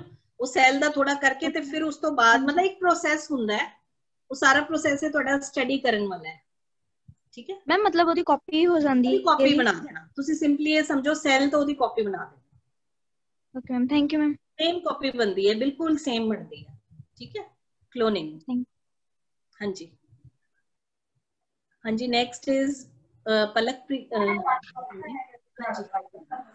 मैम वाहिगुरू जी का खालसा वाहिगुरू जी की फतेह। मैम मेरा क्वेश्चन है APOLOGIZD की हुंदा है? मैम इनका मीनिंग दस दो। जेड नहीं बोलना, इन्हों बोलना है जेड। की बोलना है? Z. Z, very good. Apologise हुंदा है माफी मंगना जी। माफी मंगना। जिवें मैं तुहानू पूछे तुसी अपने टीचर कोलों माफी मंगी, डिड यू अपोलोजाइज? तुसी माफी मंगी, ठीक है। अपोलोजाइज मतलब माफी मंगना। मैम भाई खालसा वाहिगुरू जी की फतेह। मैम एंटीडोट दा मतलब की हुंदा है? एंटीडोट, हाँ जी, किसी जहर नू खत्म करने लई जो असीं इस्तेमाल करदे हां ओनू एंटीडोट कहंदे हैं। ठीक है मैम, थैंक यू। ओके जी। हाँ जी लखवीर। वाहिगुरू जी का खालसा वाहिगुरू जी की फतेह। हाँ जी ma'am, what is the meaning of generation gap? Generation gap मतलब एक पीढ़ी दे विचारां दा दूसरी पीढ़ी दे विचारां दा गैप, ਉਹਨੂੰ ਜਨਰੇਸ਼ਨ ਗੈਪ ਕਹਿੰਦੇ ਆ। ਮੰਨ ਲਓ ਤੁਹਾਡੇ ਫਾਦਰ ਸਾਹਿਬ ਦੇ ਵੈਲਿਊਜ਼ ਔਰ ਉਹਨਾਂ ਦਾ ਐਟੀਟਿਊਡ ਤੁਹਾਡੇ ਨਾਲ ਨਹੀਂ ਮਿਲਦਾ, ਤਾਂ ਅਸੀਂ ਉਹਨੂੰ ਕਹਾਂਗੇ ਜਨਰੇਸ਼ਨ ਗੈਪ ਹੈ। ਉਹ ਇੱਕ ਚੀਜ਼ ਹੈ, ਉਹਨਾਂ ਨੂੰ ਚੰਗੀ ਲੱਗ ਸਕਦੀ ਹੈ, ਹੋ ਸਕਦਾ ਤੁਹਾਨੂੰ ਨਾ ਚੰਗੀ ਲੱਗ ਰਹੀ ਹੋਵੇ, ਜਾਂ ਉਹਨਾਂ ਨੂੰ ਨਹੀਂ ਚੰਗੀ ਲੱਗ ਰਹੀ ਤੁਹਾਨੂੰ ਚੰਗੀ ਲੱਗ ਰਹੀ ਹੋਵੇ, ਤਾਂ ਇਹਦਾ ਮਤਲਬ ਤੁਹਾਡੇ ਦੋਨਾਂ ਦੇ ਵਿੱਚ ਥਿੰਕਿੰਗ ਦਾ ਗੈਪ ਆ ਗਿਆ ਨਾ, ਇਹਨੂੰ ਜਨਰੇਸ਼ਨ ਗੈਪ ਕਹਿੰਦੇ ਆ। ਓਕੇ। ਐਂਡ ਮੈਮ ਇਨਫਲੇਸ਼ਨ ਹੁੰਦਾ ਹੈ, ਇਹਨੂੰ ਮੁਦਰਾ ਸਫੀਤੀ ਕਿਹਾ ਜਾਂਦਾ ਹੈ। ਜਦੋਂ ਤੁਹਾਡੀ ਕਰੰਸੀ ਦੀ ਵੈਲਿਊ ਘਟੀ ਜਾਵੇ, ਇਹ ਵੀ ਇੱਕ ਟੌਪਿਕ ਬਹੁਤ ਵੱਡਾ ਹੈ ਜਿਹਦੇ ਤੇ ਸਟੱਡੀ ਕਰਨੀ ਜ਼ਰੂਰੀ ਹੈ। ਇੱਕ ਇਹਦਾ ਮੋਟਾ ਜਿਹਾ ਮੀਨਿੰਗ ਕਹਿ ਦੋ, ਮਹਿੰਗਾਈ। Okay ma'am. ਰੁਪਈਏ ਦੀ ਕੀਮਤ ਘਟ ਰਹੀ ਹੋਵੇ ਤੇ ਚੀਜ਼ਾਂ ਦੀ ਕੀਮਤ ਵਧ ਰਹੀ ਹੋਵੇ, ਤੁਸੀਂ ਬਾਹਰੋਂ ਜਿਹੜਾ ਇੰਪੋਰਟ ਕਰ ਰਹੇ ਹੋ ਉਹਦੀ ਕੀਮਤ ਵਧ ਰਹੀ ਹੈ, ਐਕਸਪੋਰਟ ਦੀ ਕੀਮਤ ਘਟ ਰਹੀ ਹੈ, ਉਹਨੂੰ ਅਸੀਂ ਕਹਿੰਦੇ ਹਾਂ inflation. Okay ma'am, thank you ma'am. Okay ਜੀ। ਹਾਂਜੀ ਪਲਕਪ੍ਰੀਤ। ਮੈਮ ਵਾਹਿਗੁਰੂ ਜੀ ਕਾ ਖਾਲਸਾ ਵਾਹਿਗੁਰੂ ਜੀ ਕੀ ਫਤਿਹ। ਹਾਂਜੀ ਮੈਮ ਕਲੋਨਿੰਗ ਨੂੰ ਮੈਮ ਆਪਾਂ ਨਕਲ ਵੀ ਕਹਿ ਸਕਦੇ ਹਾਂ? ਹਾਂ ਕਹਿ ਸਕਦੇ, ਕਲੋਨਿੰਗ ਨੂੰ ਨਕਲ ਕਹਿ ਸਕਦੇ, ਸਾਦੀ ਭਾਸ਼ਾ ਵਿੱਚ ਇਹਨੂੰ ਨਕਲ ਕਹਿ ਸਕਦੇ ਹਾਂ। ਸਾਦੀ ਭਾਸ਼ਾ ਦੇ ਵਿੱਚ ਇੱਕ ਤੋਂ ਦੂਸਰੇ ਵਰਗੀ ਚੀਜ਼ ਸੇਮ ਬਣਾਉਣ ਨੂੰ ਕਲੋਨਿੰਗ ਕਹਿ ਸਕਦੇ ਹਾਂ। Yes ma'am. ਮੈਮ ਐਟੀਕੇਟ ਨੂੰ ਆਪਾਂ ਸ਼ਿਸ਼ਟਾਚਾਰ ਕਹਿ ਸਕਦੇ ਹਾਂ? ਸ਼ਿਸ਼ਟਾਚਾਰ ਬਿਲਕੁਲ ਕਹਿ ਸਕਦੇ ਹਾਂ, ਬਿਲਕੁਲ, very good. Thank you ma'am. Ma'am मैं पूछना सी कॉन्कर्ड द मीन्स किया। कंकर्ड या कॉन्कर्ड ਹੁੰਦਾ ਹੈ ਜਿੱਤਣਾ, ਕਿਸੇ ਦੇ ਉੱਤੇ ਜਿੱਤ ਪ੍ਰਾਪਤ ਕਰਨਾ, ਇਟਸ ਕੰਕਰਡ। ਕੰਕਰਡ CONQUER ਨਾ, ਕੰਕਰ ਹੁੰਦਾ ਹੈ ਜਿੱਤ ਪ੍ਰਾਪਤ ਕਰਨਾ ਕਿਸੇ ਦੇ ਉੱਤੇ। ਠੀਕ ਹੈ? ठीक है मैम। हाँ जी नेक्स्ट आई थिंक जशन। जशन ਤੁਸੀਂ, ਤੁਹਾਡਾ ਨਾਮ ਜਸ਼ਨ ਹੈ ਨਾ? Yes ma'am. Yes ma'am. ਤੁਸੀਂ ਅੱਜ ਕੱਲ ਕਲਾਸ ਨਹੀਂ ਕਰ ਰਹੇ? ਮੈਮ ਐਗਜ਼ਾਮਸ ਚੱਲ ਰਹੇ ਨੇ, ਦੈਟਸ ਵਾਈ। ਮੈਮ ਉਹ ਪੁੱਛਣਾ ਸੀ ਮੈਮ, ਤੁਸੀਂ ਐਟੀਕੇਟਸ ਬਾਰੇ ਦੱਸਿਆ ਸੀ ਮੈਮ, ਜੋ ਵਰਡ ਦੇ ਸਪੈਲਿੰਗ ਹੁੰਦੇ ਨੇ EDICATE, ਮੈਮ ਉਹ ਵੀ ਸੇਮ ਹੀ ਹੁੰਦਾ ਮੈਨਰਸ? ਹਾਂਜੀ ਹਾਂਜੀ, ਕਿਹੜੇ ਕਿਹੜੇ ਕਹਿ ਰਹੇ ਹੋ ਤੁਸੀਂ? ਮੈਮ ਤੁਸੀਂ ਸਪੈਲਿੰਗ ਕੀਤੇ ਸੀ ETIQ ਸਮਥਿੰਗ ਐਵੇਂ ਸੀਗੇ ਮੈਮ। ਇੱਕ ਵਰਡ ਹੁੰਦਾ EDICATE, ਉਹਦਾ ਹਾਂਜੀ ਮੈਮ, ਉਹਦਾ ਮਤਲਬ ਵੀ ਮੈਨਰਸ ਹੀ ਹੁੰਦਾ? ਪਤਾ ਨਹੀਂ, ਮੈਨੂੰ ਪਤਾ ਨਹੀਂ, ਮੈਨੂੰ ਇਹਦੇ ਬਾਰੇ ਪਤਾ ਨਹੀਂ, ਬਟ ਐਟੀਕੇਟਸ ਜਿਹੜੇ ਆ ਇਹੀ ਹੁੰਦੇ ਆ, ਇਹਦਾ ਮੀਨਿੰਗ ਇਹਦੇ ਵਿੱਚ ਕਿਉਂ ਹੀ ਹੁੰਦਾ ਹੈ। ਠੀਕ ਹੈ?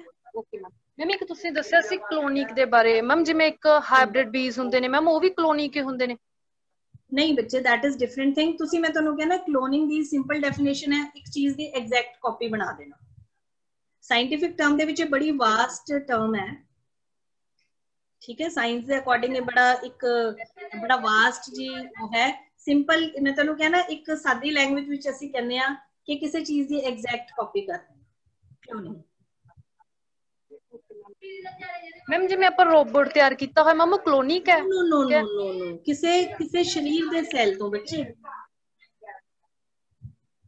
ਜਿਵੇਂ ਪਲਾਂਟ ਤੋਂ, ਬੋਡੀ ਤੋਂ, ਹੈ ਨਾ ਕਲੋਨਿੰਗ। ਬਟ ਕਈ ਵਾਰ ਇਹ ਹੋ ਜਾਂਦਾ ਜਿਵੇਂ ਮੈਂ ਕੋਈ ਇੱਕ ਚੀਜ਼ ਬਣਾਈ ਤੇ ਸੇਮ ਉਹਦੇ ਨਾਲ ਦੀ ਦੂਸਰੀ ਚੀਜ਼ ਬਣਾਈ, ਤੇ ਮੈਨੂੰ ਤੁਸੀਂ ਕਹਿ ਸਕਦੇ ਹੋ ਕਿ ਇਹ ਤਾਂ ਤੁਸੀਂ ਕਲੋਨਿੰਗ ਕਰ ਦਿੱਤੀ। ਠੀਕ ਹੈ? ਓਕੇ। ਅਦਰਵਾਈਜ਼ ਕਲੋਨ ਜਿਹੜਾ ਹੈ ਕਿਸੇ ਸੈੱਲ ਤੋਂ ਕੋਈ ਚੀਜ਼ ਦੀ ਐਗਜ਼ੈਕਟ ਕਾਪੀ ਬਣਾ ਦੇਣਾ, ਬੋਡੀ ਸੈੱਲ ਦਾ, ਹੈ ਨਾ? Okay okay ma'am, thank you. Okay ਜੀ। Ma'am I think we should wind up ਆਪਾਂ ਕੁਐਸਚਨਸ ਫਿਰ ਚੈਟ ਬਾਕਸ ਵਿੱਚ ਲੈ ਲਈਏ। ਹਾਂਜੀ ਹਾਂਜੀ ਮੈਮ ਜ਼ਰੂਰ। ਬੱਚਿਓ ਆਪਣੇ ਕੁਐਸਚਨਸ ਆ ਨਾ ਤੁਸੀਂ ਚੈਟ ਬਾਕਸ ਦੇ ਵਿੱਚ ਪਾ ਦਿਓ ਤੇ I'll try to answer them in next class। Okay ਜੀ, ਥੈਂਕ ਯੂ ਸੋ ਮਚ। ਫਿਰ ਜਦ ਤੱਕ ਅਟੈਂਡੈਂਸ ਹੁੰਦੀ ਹੈ ਤਦ ਤੱਕ ਮੈਂ ਗਗਨਵੀਰ ਜੀ ਨੂੰ ਬੇਨਤੀ ਕਰਾਂਗੀ ਕਿ ਉਹ ਜਿਹੜੀ ਹੈ ਫੋਟੋਗ੍ਰਾਫਰ ਸ਼ੇਅਰ ਕਰ ਦੇਣਗੇ ਨੰਬਰਸ ਵਾਲੀ, ਜਿਹਦੇ ਉੱਪਰ ਸਾਰੇ ਨੰਬਰਸ ਨੇ, ਕਿ ਅਗਰ ਤੁਸੀਂ ਜਾਪ ਸੇਵਾ ਕਰਨਾ ਚਾਹੁੰਦੇ ਹੋ, ਕੀਰਤਨ ਸੇਵਾ ਕਰਨਾ ਚਾਹੁੰਦੇ ਹੋ, ਤੁਹਾਡੀ ਕੋਈ ਕੁਐਰੀ ਹੈ ਜਾਂ ਤੁਹਾਡਾ ਕੋਈ ਫੀਡਬੈਕ ਹੈ, ਤੁਸੀਂ ਉਹਦੇ ਤੇ ਸ਼ੇਅਰ ਕਰ ਸਕਦੇ ਹੋ ਜੀ। ਸੋ ਸਾਰਿਆਂ ਦਾ ਹੀ ਬਹੁਤ ਬਹੁਤ ਧੰਨਵਾਦ, ਮੈਮ ਕੁਲਵੰਤ ਕੌਰ ਜੀ ਦਾ ਤੇ ਸਾਰੇ ਸਟੂਡੈਂਟਸ ਦਾ।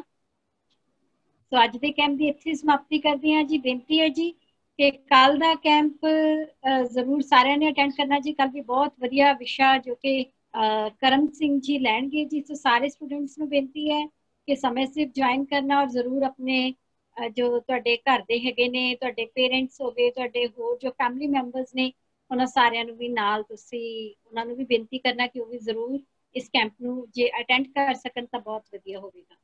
ਸੋ ਕੈਂਪ ਦੀ ਸਮਾਪਤੀ ਹੈ ਜੀ। ਵਾਹਿਗੁਰੂ ਜੀ ਕਾ ਖਾਲਸਾ, ਵਾਹਿਗੁਰੂ ਜੀ ਕੀ ਫਤਿਹ। ਟਾਈਮਿੰਗ ਸੇਮ ਹੀ ਹੋਏਗਾ ਜੀ, 4 ਵਜੇ।